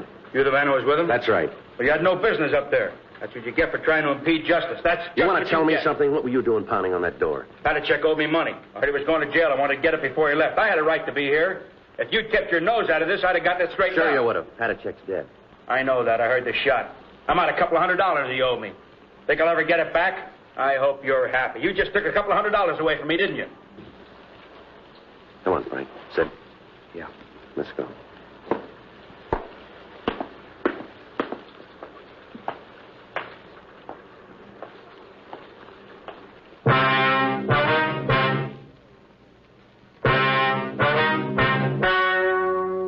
The story you have just heard is true. The names were changed to protect the innocent. On November 19th, an autopsy was performed in the coroner's office in and for the county of Los Angeles, state of California. In a moment, the results of that autopsy. Now, here is our star, Jack Webb. Thank you, George Fenneman. Friends, we've been getting letters from people all over the country telling us that they've switched to Chesterfield. Just as I've been telling you, thousands of smokers are changing to Chesterfield because only Chesterfield gives proof of low nicotine, highest quality. That's why I recommend you try them today. Regular or king size, you'll find Chesterfield best for you.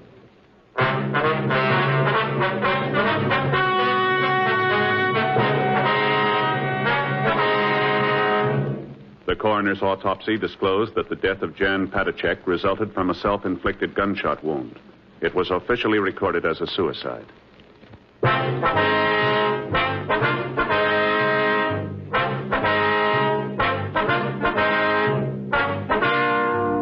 You have just heard Dragnet, a series of authentic cases from official files.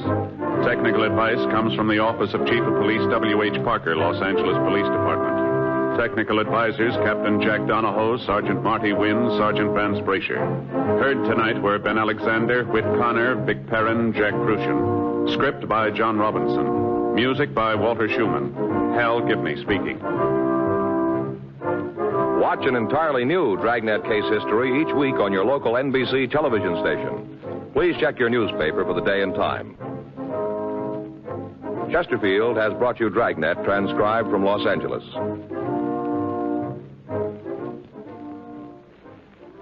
Have you tried new cork-tipped Fatima? It's the smooth smoke. Here's why. New Fatima tips of perfect cork. King size for longer filtering. And Fatima quality for a much better flavor and aroma. Remember, Fatima has the tip for your lips. Try new Fatima. See how smooth it is. Fatima is made by the makers of Chesterfield, Liggett and Myers, one of tobacco's most respected names.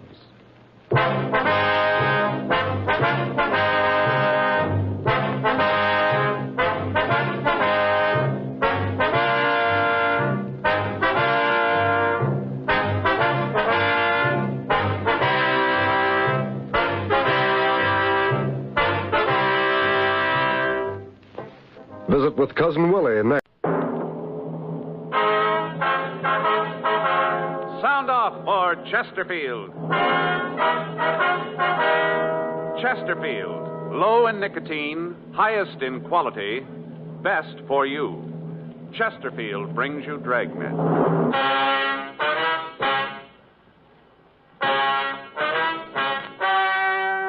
Ladies and gentlemen, the story you are about to hear is true. The names have been changed to protect the innocent.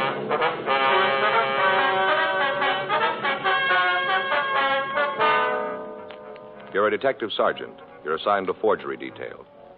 For the past 6 years, a forger has been working in your city. The victims describe the suspect as a woman. Her M.O. is simple, but it continues to work. Your job, stop her. Smokers by the thousands are now changing to Chesterfield. No wonder. More and more smokers are learning this fact for themselves. Chesterfield, low in nicotine, highest in quality. A published fact, proved by chemical analyses of the country's 6 leading cigarette brands. Chesterfield, the only cigarette ever with a record like this. Regular or king size, Chesterfield is best for you.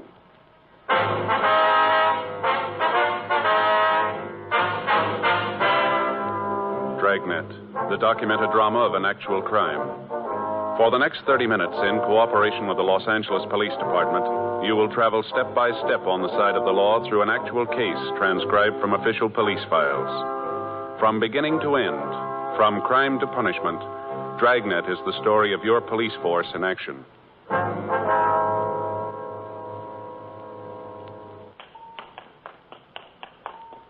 It was Friday, September 18th. It was warm in Los Angeles. We were working the day watch out of forgery detail. My partner's Frank Smith. The boss is Captain Welsh. My name's Friday.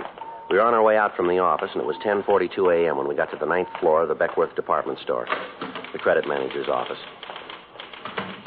Yes? We'd like to see Mr. Donaldson, please. May I say who's calling? Sergeant Friday, Los Angeles Police Department. Oh, yes, he's expecting you. Just a moment. Thank you. Yes? The gentlemen from the police department are here, Mr. Donaldson. Send them in, please. Yes, sir. You want to go right in? That's the door. Thank you very much. Come on in, gentlemen. Thank you. Mr. Donaldson? Yes? I'm Sergeant Friday. This is my partner, Frank Smith. How do you do? How you do, sir? Sit down. Thank you very much, sir. Now, do you want to tell us what this is all about? Well, it's the little mother again. I've got the receipts here in the desk. Is Sergeant Ferguson still working on this case? Yes, sir. I talked to him the last time we were stuck. Usual type of things charged? Yes, children's shoes, dresses, sweaters, same as always. I see. Now, I wonder if I could have those slips, Mr. Donaldson. Sure. Here you are. Thank you. All made out the same day. Mm-hmm. August 22nd. Yes. Our experience is that she usually comes in on a Saturday. Seems that the store is more crowded then, and the girls don't take any more time to verify the accounts than they have to. Can I see those, Joe? Yeah, here you are. Thanks. Wonder if we could talk to the sales girl who waited on her. Sure. I'll have her sent up. Fine. Yes, sir? Miss Firestone, would you please have Mrs. Allen sent up? Yes, sir. I notice here the only item she charged not for children is a woman's slip. Yes, we've had a couple of them in the past, pieces of women's clothing. I talked to Sergeant Ferguson about it when he was here. Mm-hmm. Did you get the bulletin we sent out this month? Beg pardon? The bulletin, giving the woman's description, samples of her handwriting. Did you get it? Yes, sir, we did. You've got to understand, Sergeant. This is one of the biggest stores in the city. We do a lot of business. It'll be almost impossible to alert all of the sales girls to watch for the woman. Yes, sir, we understand that, but was the description sent to the children's department? It was. It didn't do any good, though. If the woman charged large amounts, it might be easier. But look at the sales slips yourself. Mm-hmm. $4 shoes, $3 dresses. Nothing to make a charge like that stand out. We make sure that there's an account in the name and then let it go. Don't you use the charge plate system? Yes, we do. But if a customer wants to charge an item and hasn't got the plate, we usually just verify the account and let them sign the sales slip. Well, how about identification?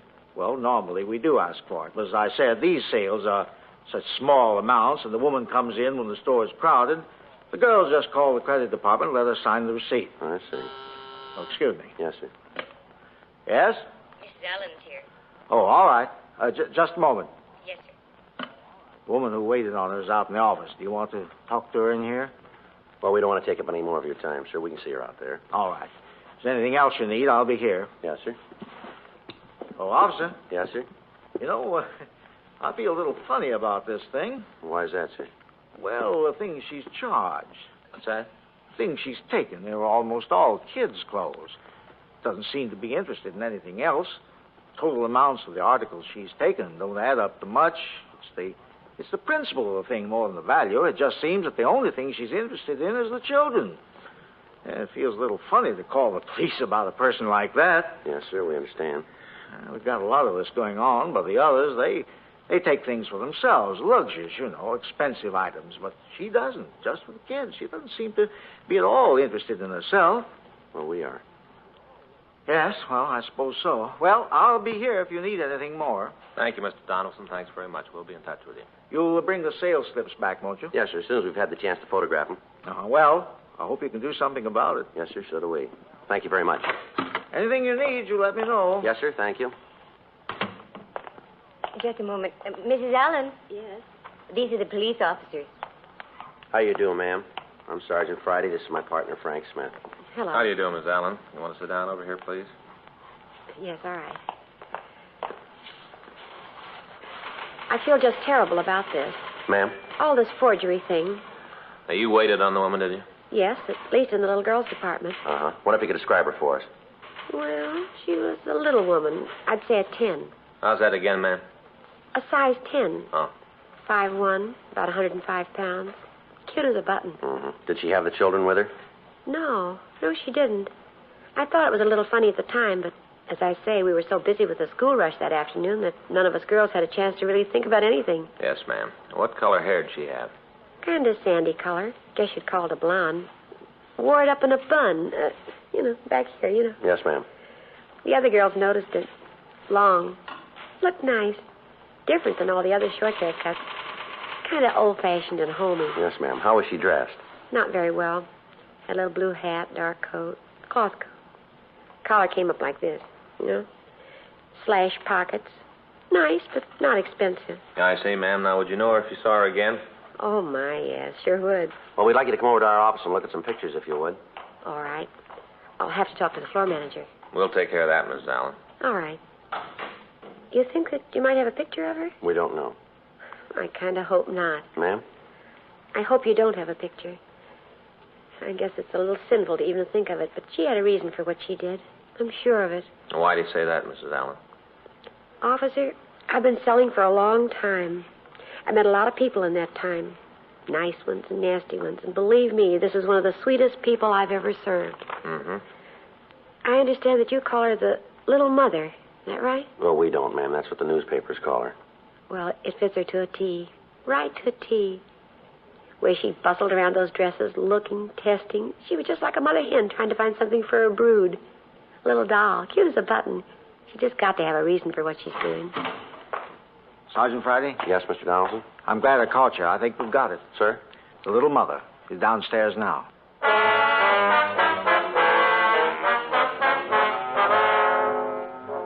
For the last 6 years, the same woman had been operating in the downtown department stores. During that period, she'd forged a total of $1,300 worth of merchandise that we knew of.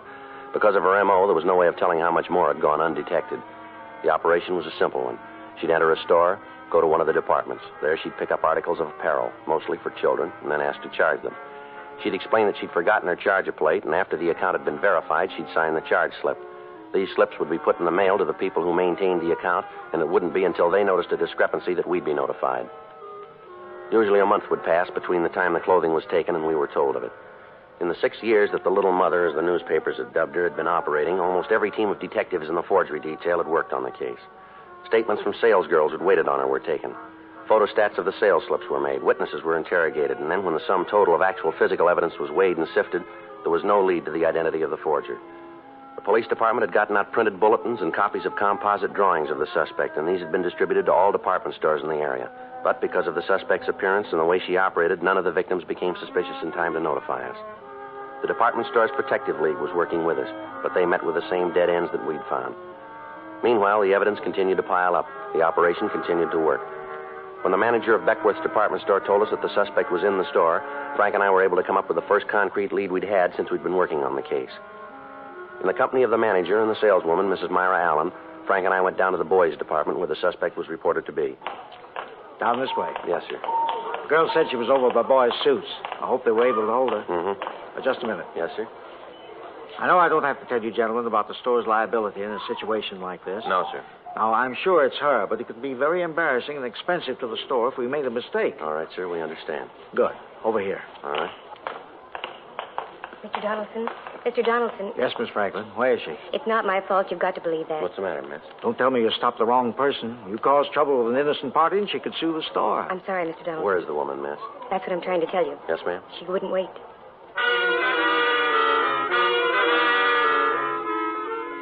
A quick search of the immediate vicinity in the store failed to turn up the suspect. The department store security staff was notified, and a watch was put on all of the doors. The credit department was notified, and they took action. We checked with the elevator operators. We found one that told us she'd seen a woman who answered the description get in her car. She explained that the woman seemed to be in a hurry and had left the elevator as soon as it had reached the main floor. A further check of the store netted us nothing. The suspect had escaped. In the downtown crowds, it would have been almost impossible to try to find her on the streets. However, an additional broadcast carrying a complete description of the clothing she was wearing was gotten out to all cars in the area. The first good chance we'd had for apprehending her was gone. We had to go back to the legwork and the waiting. 3 months passed. During that time, Frank and I cleaned up a series of counterfeit payroll check cashings. Another 30 days went by without activity for the Little Mother. There were 4 new sales slips added to the file, but when the leads resulting from these were checked out, we were no closer to her than we'd been 6 years before. Thursday, December 17th, 12:55 p.m. I checked into the office. Joe, that you? Yeah. What do you got? Oh, just talked to Skipper. Yeah. Got a couple of more beefs about the little mother. When did they come in? This morning. Where are they? Don Myers got him. He's checking the handwriting. Well, how about the names she used? Wait a minute. I got him here in my book. There they are. Mrs. Norris Farrow, Mrs. James Slagle, I guess it is, and Mrs. Ross Neiman. I called the stores and got the information on these people. Did you talk to them? Yeah. Asked all the routine stuff. None of them can think of any friends who match the description. How about the things she charged? Anything there? No. Usual items. Let's see. 2 pair of Levi's for kids, 1 child's cotton dress. There is one thing different. What's that? Well, I checked the sizes of the clothes. The last bunch of sales slips we had, the dresses were for a 10-year-old. Yeah. This time she bought them for a 12-year-old. Kids are getting bigger, Joe. Well, that's a big help. All we got to do is look for a couple of kids that are growing. Well, I was just trying to help, Joe. No, I mean, it just doesn't seem to be anywhere to go. All the time we've put in, all the people we've talked to, all we got for it is a file drawer all to ourselves on the thing. I get it. Forgery Friday. Who? Yes, ma'am. Mm-hmm. Yes, ma'am. I remember. Where is she now? I see. Yeah, we can be right over. Yes, ma'am. Bye. Bye. Well, we got it. What do you mean? That was Mrs. Allen. Remember the sales lady over at Beckworth's? Oh, yeah, I think I do. What'd she have to say? Told me she's having lunch in a restaurant at the corner of Jackson and Hill. Yeah? Our suspect's sitting next to her.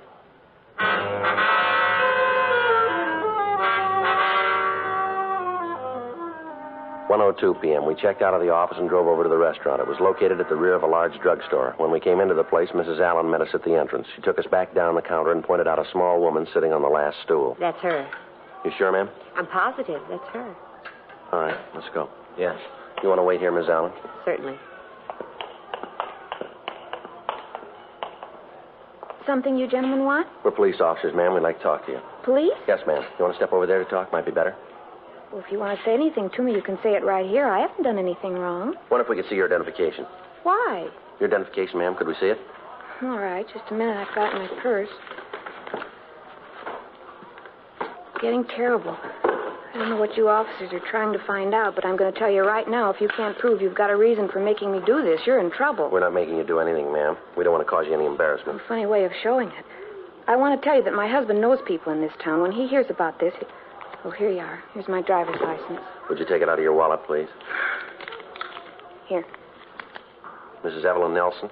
That's who I am. This your present address? No, it isn't. We moved a few months ago, but I haven't had a chance to have it changed. Is that all you want? No, Miss Nelson, it isn't. I wonder if we could talk to you in our office. Why? I always thought you had to arrest people before you could order them around. We're asking you to come over to the City Hall with us, if you will, ma'am. There are a few things we'd like to check out. What things? Wonder if I could see what you've got in the bags here. What are you looking for? Do you mind if we took a look? Well, they're just some clothes for my children. Nothing in there to interest you. Well, then it wouldn't hurt if we looked, would it? Go ahead. You won't find anything. You want to take a couple of these, Frank? Yeah, I got it.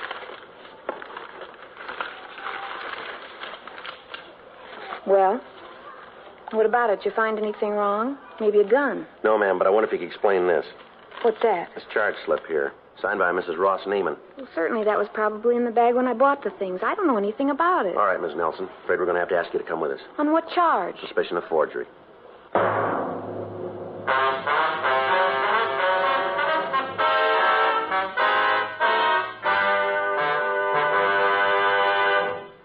You are listening to Dragnet, the authentic story of your police force in action. At cigarette dealers, in vending machines, at supermarkets and stores coast to coast. Chesterfield, please. Smokers by the thousands. Yes, smokers by the thousands are now changing to Chesterfield. The only cigarette ever to give you... 1, proof of low nicotine, highest quality. Chemical analyses of the country's 6 leading brands confirm that. 2, the only cigarette ever to give you this proven record with smokers. Again and again, over a full year and 1/2, a group of Chesterfield smokers have been given thorough medical examinations. The doctor's reports are a matter of record. No adverse effects to the nose, throat, and sinuses from smoking Chesterfield. A responsible independent research laboratory supervises this continuing program. Chesterfield, The only cigarette ever with a record like this. Chesterfield. Best for you.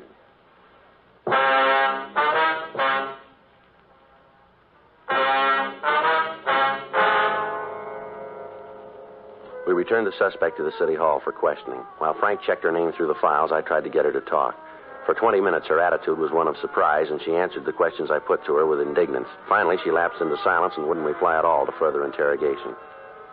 Frank came back from R&I with the information that there was no arrest record for Mrs. Nelson. We put out calls to the sales girls who had waited on the little mother in the past and asked them to come down to the office to see if they could identify the suspect.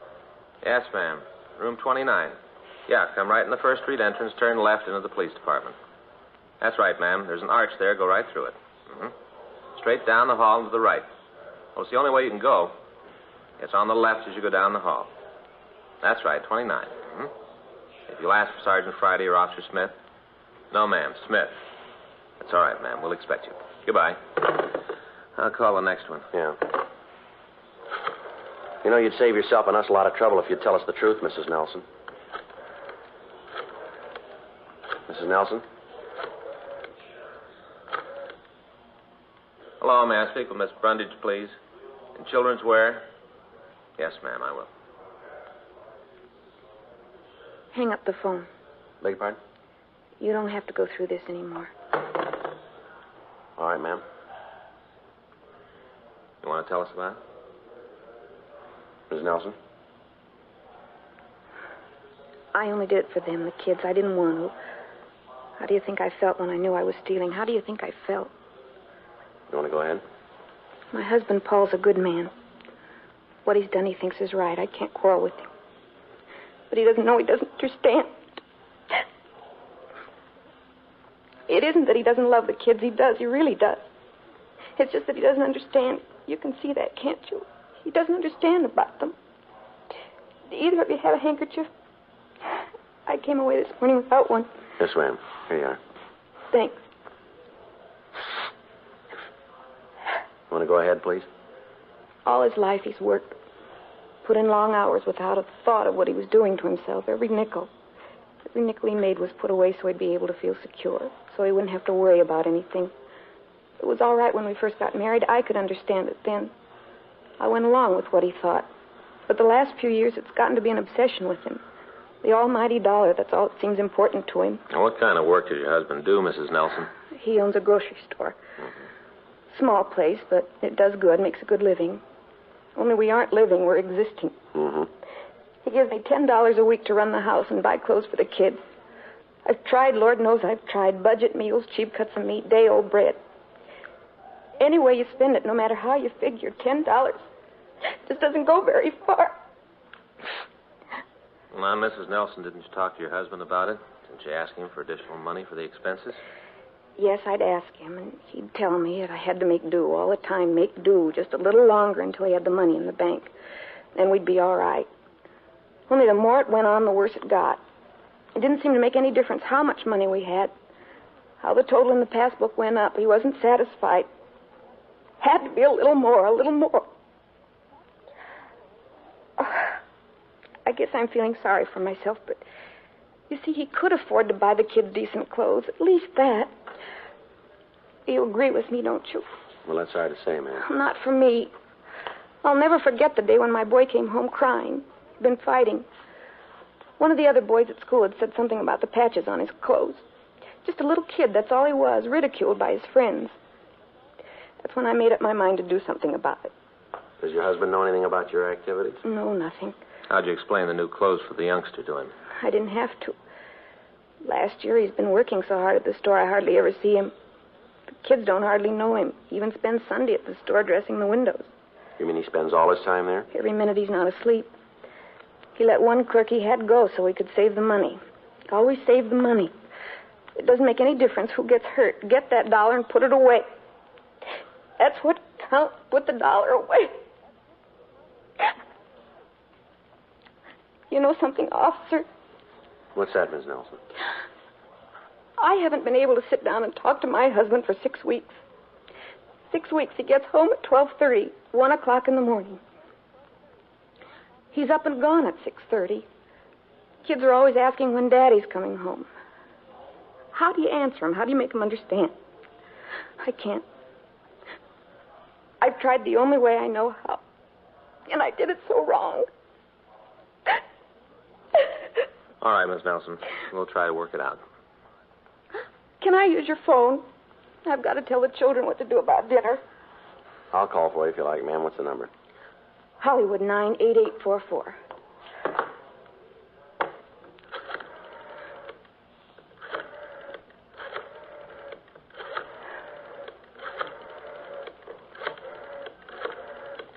Where's your husband now, Miss Nelson? At the store, I guess. You're going to call him? I think we should, ma'am. Let him know what's happened. I guess so. Somebody's got to take Hello, care of I'm kids. calling for Mrs. Nelson. I wonder if I could speak to her son. This is Sergeant Friday, Los Angeles Police Department. Who? Yes, no, she's down here now. Room 29. All right, fine. Was that my boy? I wanted to talk to him. No, ma'am, that was your husband. He's on his way down here.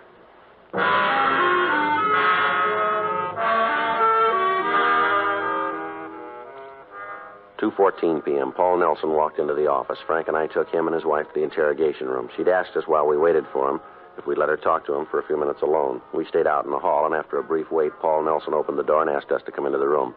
His wife had evidently told him the full story because he was visibly shaken. He walked over to his wife and sat down beside her. Well, I guess I've really done it, haven't I? What do you mean, sir? I've really ruined everything. My home, my kids, everything.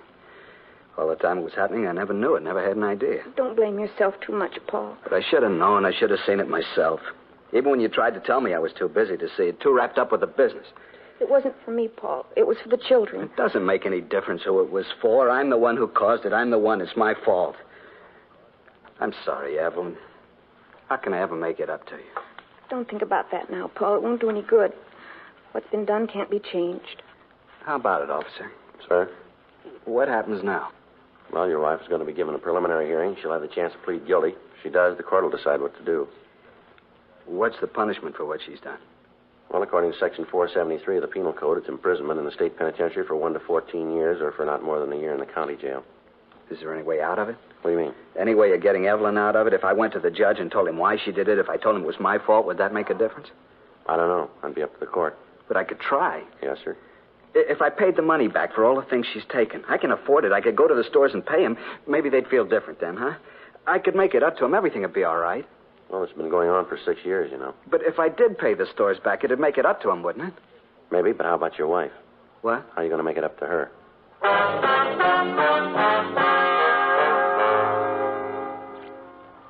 "4:30 p.m. The suspect was released on a writ. The next afternoon, Frank and I met with Mr. and Mrs. Nelson and their attorney. We talked over the case. It seemed that the husband's change of heart was permanent. He swore that he'd never give his wife cause for unhappiness again. 2 weeks later, in Department 89 of the Superior Court, Mrs. Nelson entered a plea of guilty to 14 counts of forgery. When the court reviewed the circumstances and was informed that Mr. Nelson intended to make full restitution, the probation board recommended that Mrs. Nelson be placed on probation for 3 years. After the hearing, Frank and I had a brief talk with the couple. They thanked us for our consideration and understanding.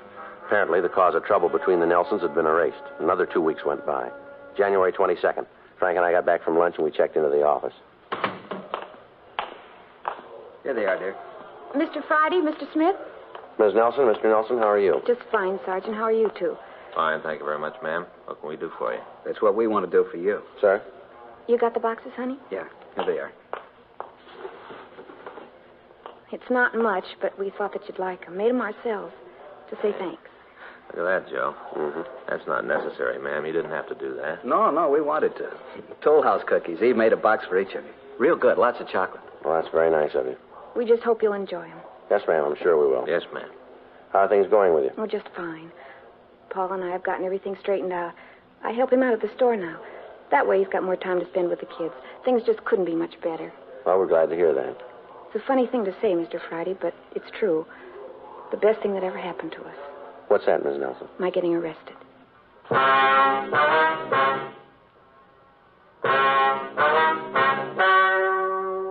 story you have just heard is true. The names were changed to protect the innocent. On January 8th, the meeting was held in the county probationer's office in and for the county of Los Angeles, state of California. In a moment, the results of that meeting. Now, here is our star, Jack Webb. Thank you, George Fenneman. Friends, we've been getting letters from people all over the country telling us that they've switched to Chesterfield. Just as I've been telling you, thousands of smokers are changing to Chesterfield because only Chesterfield gives proof of low nicotine, highest quality. That's why I recommend you try them today. Regular or king size, you'll find Chesterfield best for you.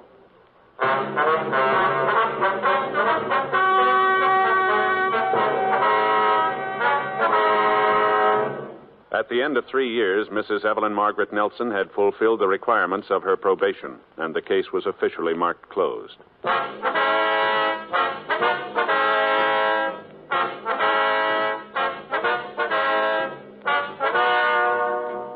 You have just heard Dragnet, a series of authentic cases from official files. Technical advice comes from the Office of Chief of Police W.H. Parker, Los Angeles Police Department.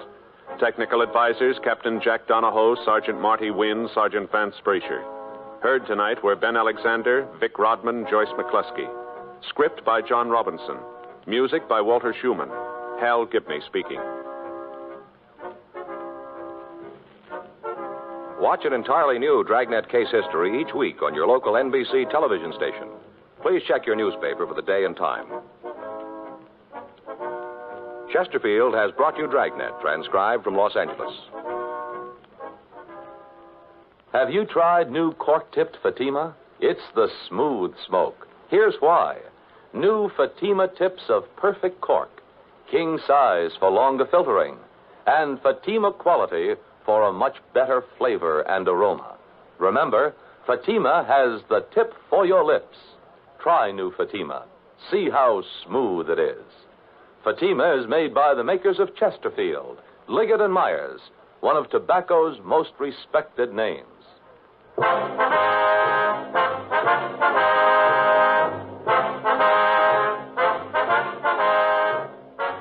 And took one of the carts and started to pick up stuff off the counter. Yes, sir. Well, so I picked up a lot of stuff. Had a shopping bag with him, hung it on the cart. I figured that I'd have to check the bag when he got the check stand. We had a lot of shoplifting lately. I see. Well, after he looked the store over, he came up to the check stand. I checked out the stuff he had. Came to over $5. Oh, picked out all kinds of things. Most of them imported. I see. These were all groceries, were they? Yes, sir. I had the stuff, and it come to a little over $5. Oh, I got exactly how much. A little over $5. All right, sir. After I got everything all totaled up, well, I asked him if I could put it in the shopping bag for him. I didn't want to come right out and ask to see in it. After all, he might just moved in the neighborhood, and I haven't got that many regulars that I can insult him. Yes, sir. That's when he pulled the gun. Pulled it right out of the shopping bag. Now, you saw that it was a shotgun, did you? Yes, sir. The barrel was sharp. I guess it'd been sawed off. Mm-hmm. He pointed at me and told me to give him the money in the cash register. All right, sir.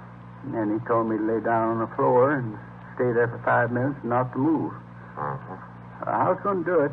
I wasn't going to give him any trouble. Money doesn't mean that much to me. You get to be my age, 62, and it's more important in your life than how much money you got. Yes, sir. A lot more important. Yes, sir.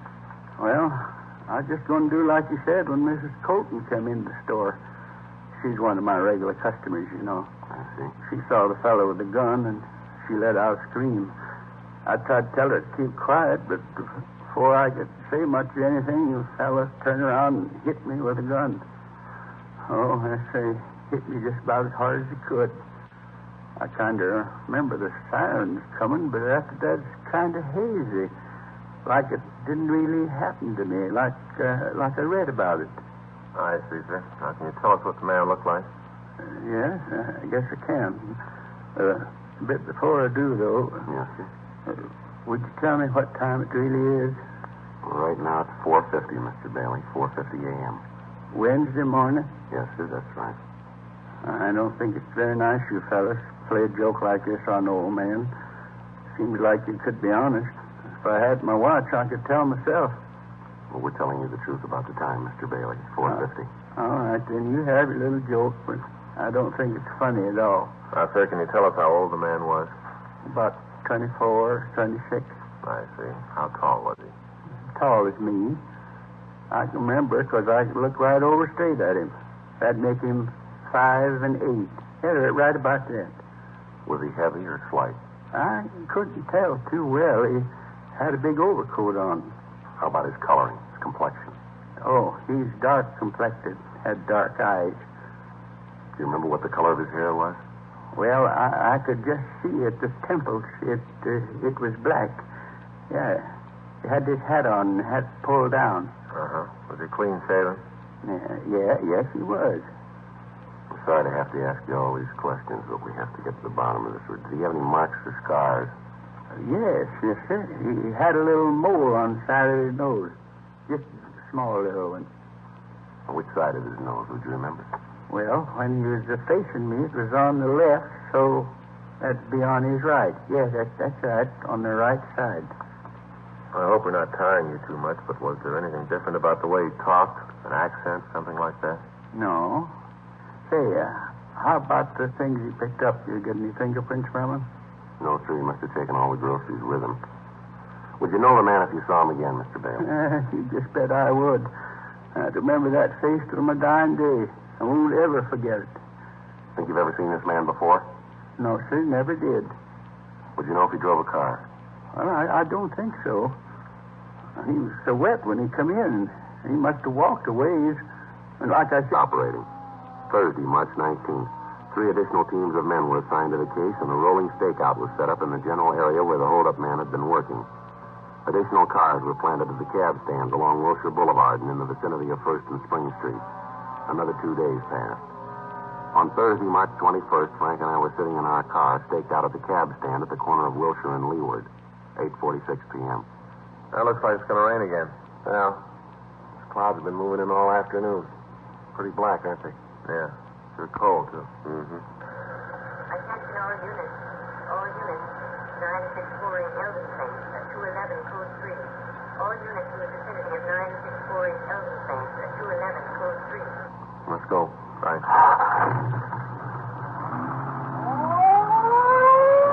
Couple blocks over. Yeah. Well, this is 9400. Should be 2 blocks down from here. Right. Better hold it. There's a cab headed this way. You see who's in it? No, he's pulling over the other side. I'll take a look. Yeah, might be. You want to check it? Yeah. All right, I'll swing around. That cab's taking off, you see it? Yeah, he's up ahead, just turning off on Wilson, Jim. Yeah, I hope we don't lose him. There's only one man in the back seat. Get a good look at him when we pass? Not too good, no. Hat's pulled down, that's about all. See him? Yeah, there he is, up ahead. Yeah, probably pulled a gun on the driver. All right, stick to him now. Yeah. It looks like he's headed for MacArthur Park. Yeah. Turn right. Yeah. There's the cab. Come on, pull up. Come on.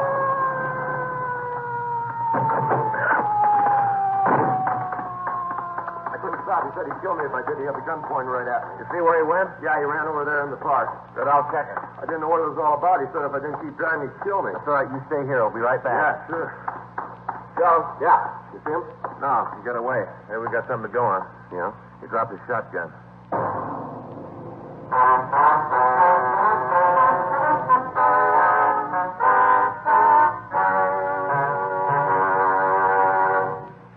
A blockade of MacArthur Park was ordered.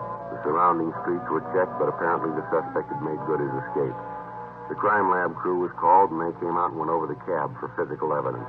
In the back seat of the cab, we found the shopping bag that the thief had carried. It was a plain brown paper bag with heavy cord handles. There was no way of tracing it.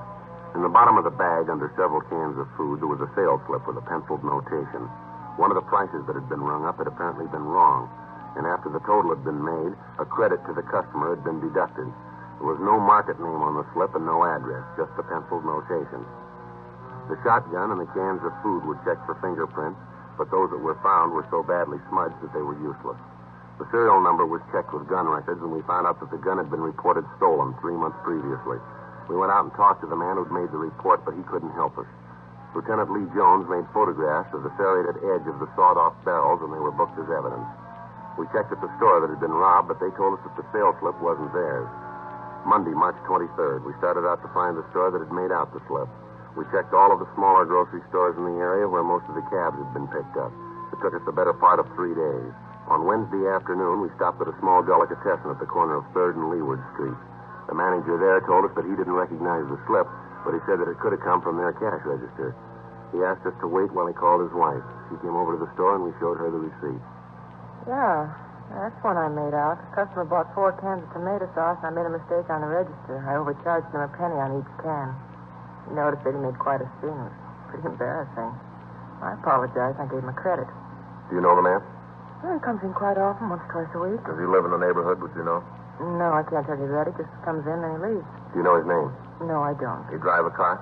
I've never seen him in a car. He usually walks in, gets what he wants, and then walks out. You ever come in with anybody else? No, he's always alone. And you don't know if he lives around here, huh? Well, I told you no. Well, what's he done? What's this all about? We want to talk to him, ma'am. When do you think he'll be back? Well, let's see. This is Thursday. Might be in this evening. Dry except the shoulder. Yeah, well, that's the point I'm trying to make. I don't remember who said it. But if just his shoulders were wet, the way the rain was coming down out there, he couldn't have walked far and come in out of it that dry, could he? No. There's no bus or streetcar lines within 6 blocks of Bailey's store. We know he doesn't live close to the store. He had to come in a car. Nobody saw one, though. Yeah. Yeah. Well, it's happened before. I guess it's the same thing you're thinking, huh? Well, could have took a cab. Maybe. Well, let's run it down. Better than standing still. There are 22 taxi cab companies listed in the phone directory, all serving the downtown Los Angeles area. Each of these companies may have from 6 to several hundred cabs in service at any given time. Each driver might make as many as 6 trips an hour. In wet weather, the cab traffic is almost double that of any normal day. As a result of the number of possibilities, Frank and I spent the next week going through driver's waybills, checking for a cab that dropped off a customer near the corner of Virgil Avenue and Bimini Place at approximately 9:30 p.m. on the date of the robbery. After checking the reports, we came up with one trip that looked good. A driver had picked up a passenger at the corner of Mariposa and Wilshire Boulevard and had dropped him 1 block from Bailey's store, waited for him, and then driven him downtown.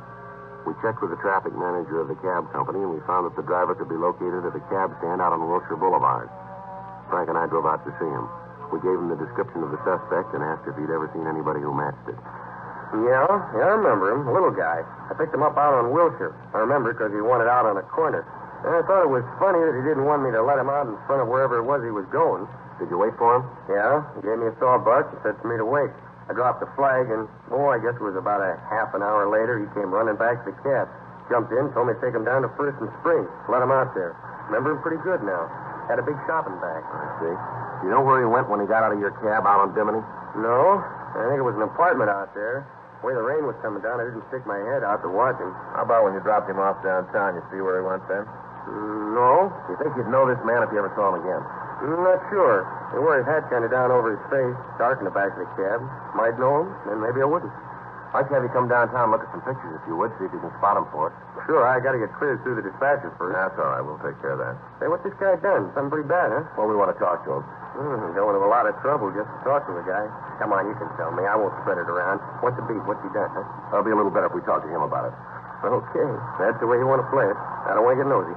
I'll get you cleared with the dispatcher. Okay. I'd like to have you show us the apartment you think the man might have gone into, if you would. Oh, sure. Glad to do anything I can to help. Oh, say about those pictures. Yeah. Sure was dark that night. I hope I can point him out. Yes, so do we.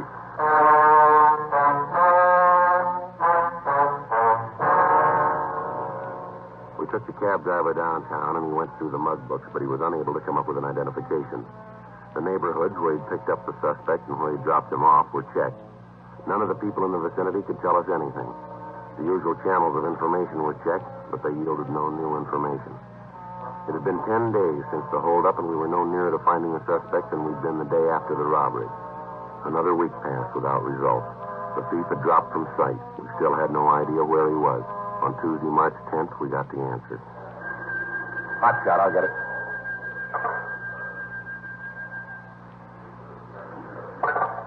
Anything? Yeah, he just hit again.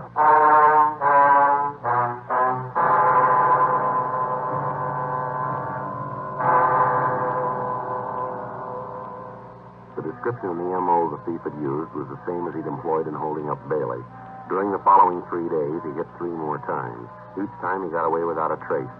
From the information we were able to get, it became apparent that he was using taxicabs to get to and from the scene of the holdup. We checked the cab companies and got their full cooperation.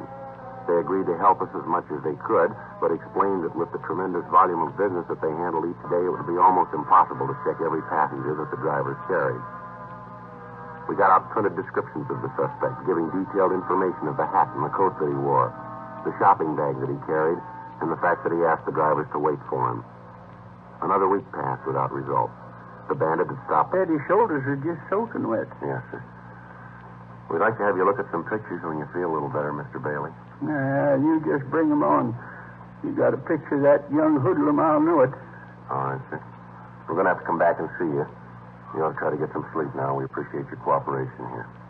Well, I suppose I should. The last couple of minutes, you fellas been getting a little further away from me. Seems like none of this is happening to me, just like I'm dreaming it. Oh, we'll be back to see you, sir. Is there anything you need? No, sir, not a thing. All right, fine. Thanks very much, and you get some rest now. Yeah, I'll try. Hey, one thing you could do for me. What's that, sir? Would you ask the nurse to come by? I think the joke is funny, but you fellas carried it on too far. I'd like to know what time it really is. All right, Mr. Bailey. We'll send her in. Thank you. Goodbye, sir. Goodbye. Goodbye.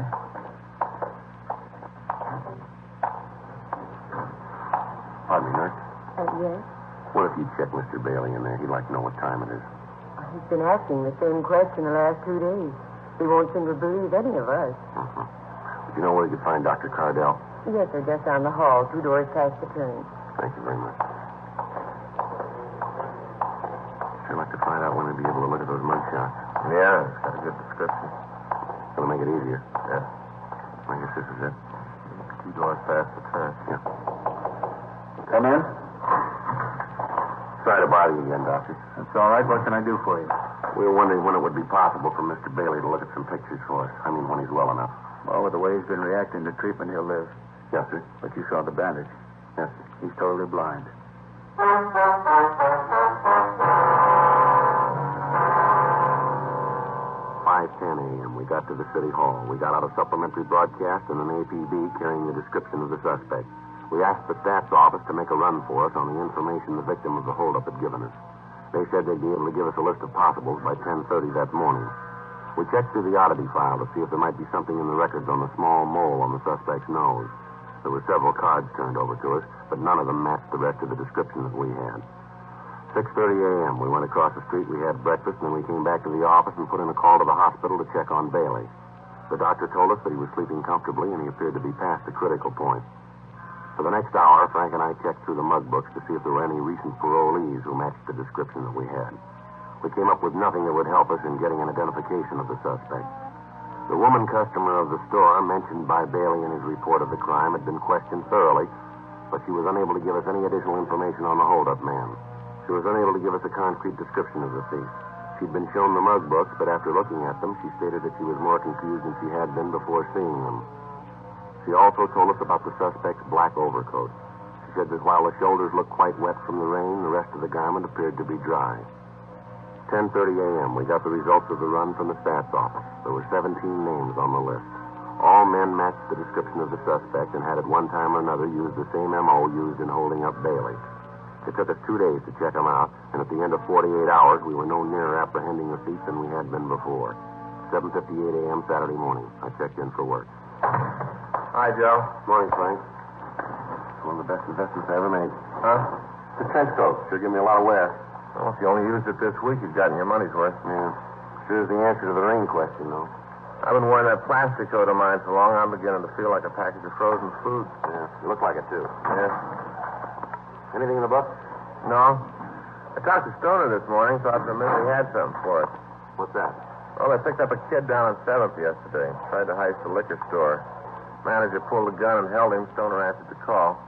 But at first, it might be the guy we're looking for. Didn't check out, though, huh? No. Kid just got in town yesterday morning, broke and hungry. You know, I got to thinking about that Bailey thing last night. Yeah? Well, what he said about the suspect's coat. What do you mean? Well, you remember that Bailey said the guy didn't look very wet, just the shoulders on the coat. Well, no, Joe. Bailey didn't say exactly that. He said the shoulders on the coat looked wet, but it was that woman customer we talked to, that Mrs. Colton. She's the one that told us the coat looked...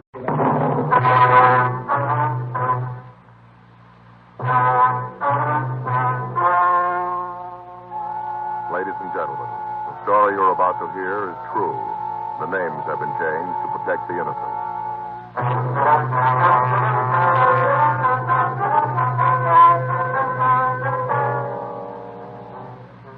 You're a detective sergeant. You're assigned to robbery detail.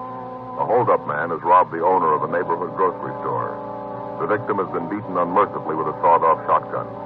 The assailant has escaped into the city without a trace. Your job, find him.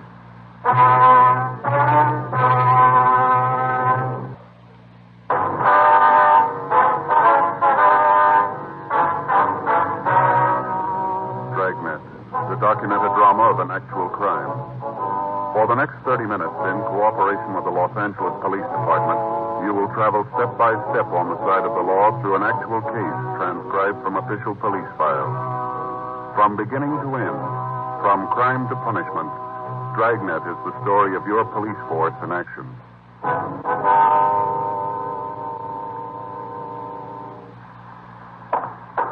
It was Wednesday, February 18th. It was raining in Los Angeles. We were working the day watch out of robbery detail. My partner's Frank Smith. The boss is Chief Detective Thad Brown. My name's Friday. The office had called me at 3:46 a.m. By the time I got dressed and out in front of my apartment, it was 3:59 a.m. Frank was there waiting to pick me up.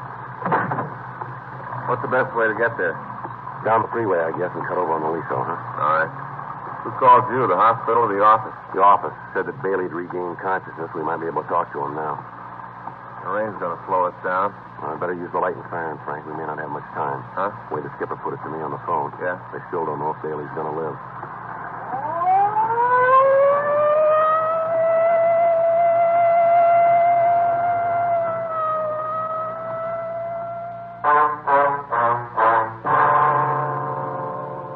Raymond Bailey was 62 years old. He owned and operated a small neighborhood grocery store on the corner of Whitman and Beacon Street. 2 days before, on Monday night, a man had entered the store and at the point of a sawed-off shotgun had robbed Bailey. After emptying the cash register and his safe, he slugged the elderly man with the barrel of the gun and he fled. Bailey had been rushed to Georgia Street Receiving Hospital and then transferred to the county hospital for treatment. For the past 2 days, he'd been under heavy sedative and he'd been in a coma. He was suffering from a skull fracture, cuts, and bruises. His condition was listed as critical, and we left word to be called the minute he regained consciousness. 4:26 a.m. We got to the hospital. We went up to the 4th floor. We met and talked with the doctor who'd been taking care of Bailey. He told us that the patient had just been given another shot to ease the pain and that he'd probably drop off to sleep. We went into the hospital room and walked over to the side of the bed. It was a few minutes before the old man started to talk. I'll tell you what I remember. All seemed kind of far away, like I read about it in a book. Not like it really happened to me. All right, sir, if you just tell it in your own words if you can. What time is it? It's 4:45, Mr. Bailey. Who's that? I'm Frank Smith. Oh, you a policeman, too? Yes, sir. Oh, 4:45, huh? That day or night? It's in the morning, sir. I sure have been out. If you tell us what happened, sir. How many of you are there in here? It was just the two of us. Yeah. Way they got my head all bandaged, can't see. Say, officers. Yes, sir? Doctor said this is Wednesday. Is that true? Yes, sir, that's right. Wednesday the 18th. I can't figure where the time's gone. It can't be Wednesday. Why do you have to agree with him? Why don't you tell me for true? Well, sir, you've been asleep for a couple of days. Really? Yes, sir. Been pretty sick, huh? That's what they tell us. Mm-hmm. Seems like every time I turn around and give me another shot. Takes the pain away, but makes everything seem far away, like nothing was really happening to me. Yes, sir, we understand. Think you should go on with the story? Yeah. This fella came in Monday night.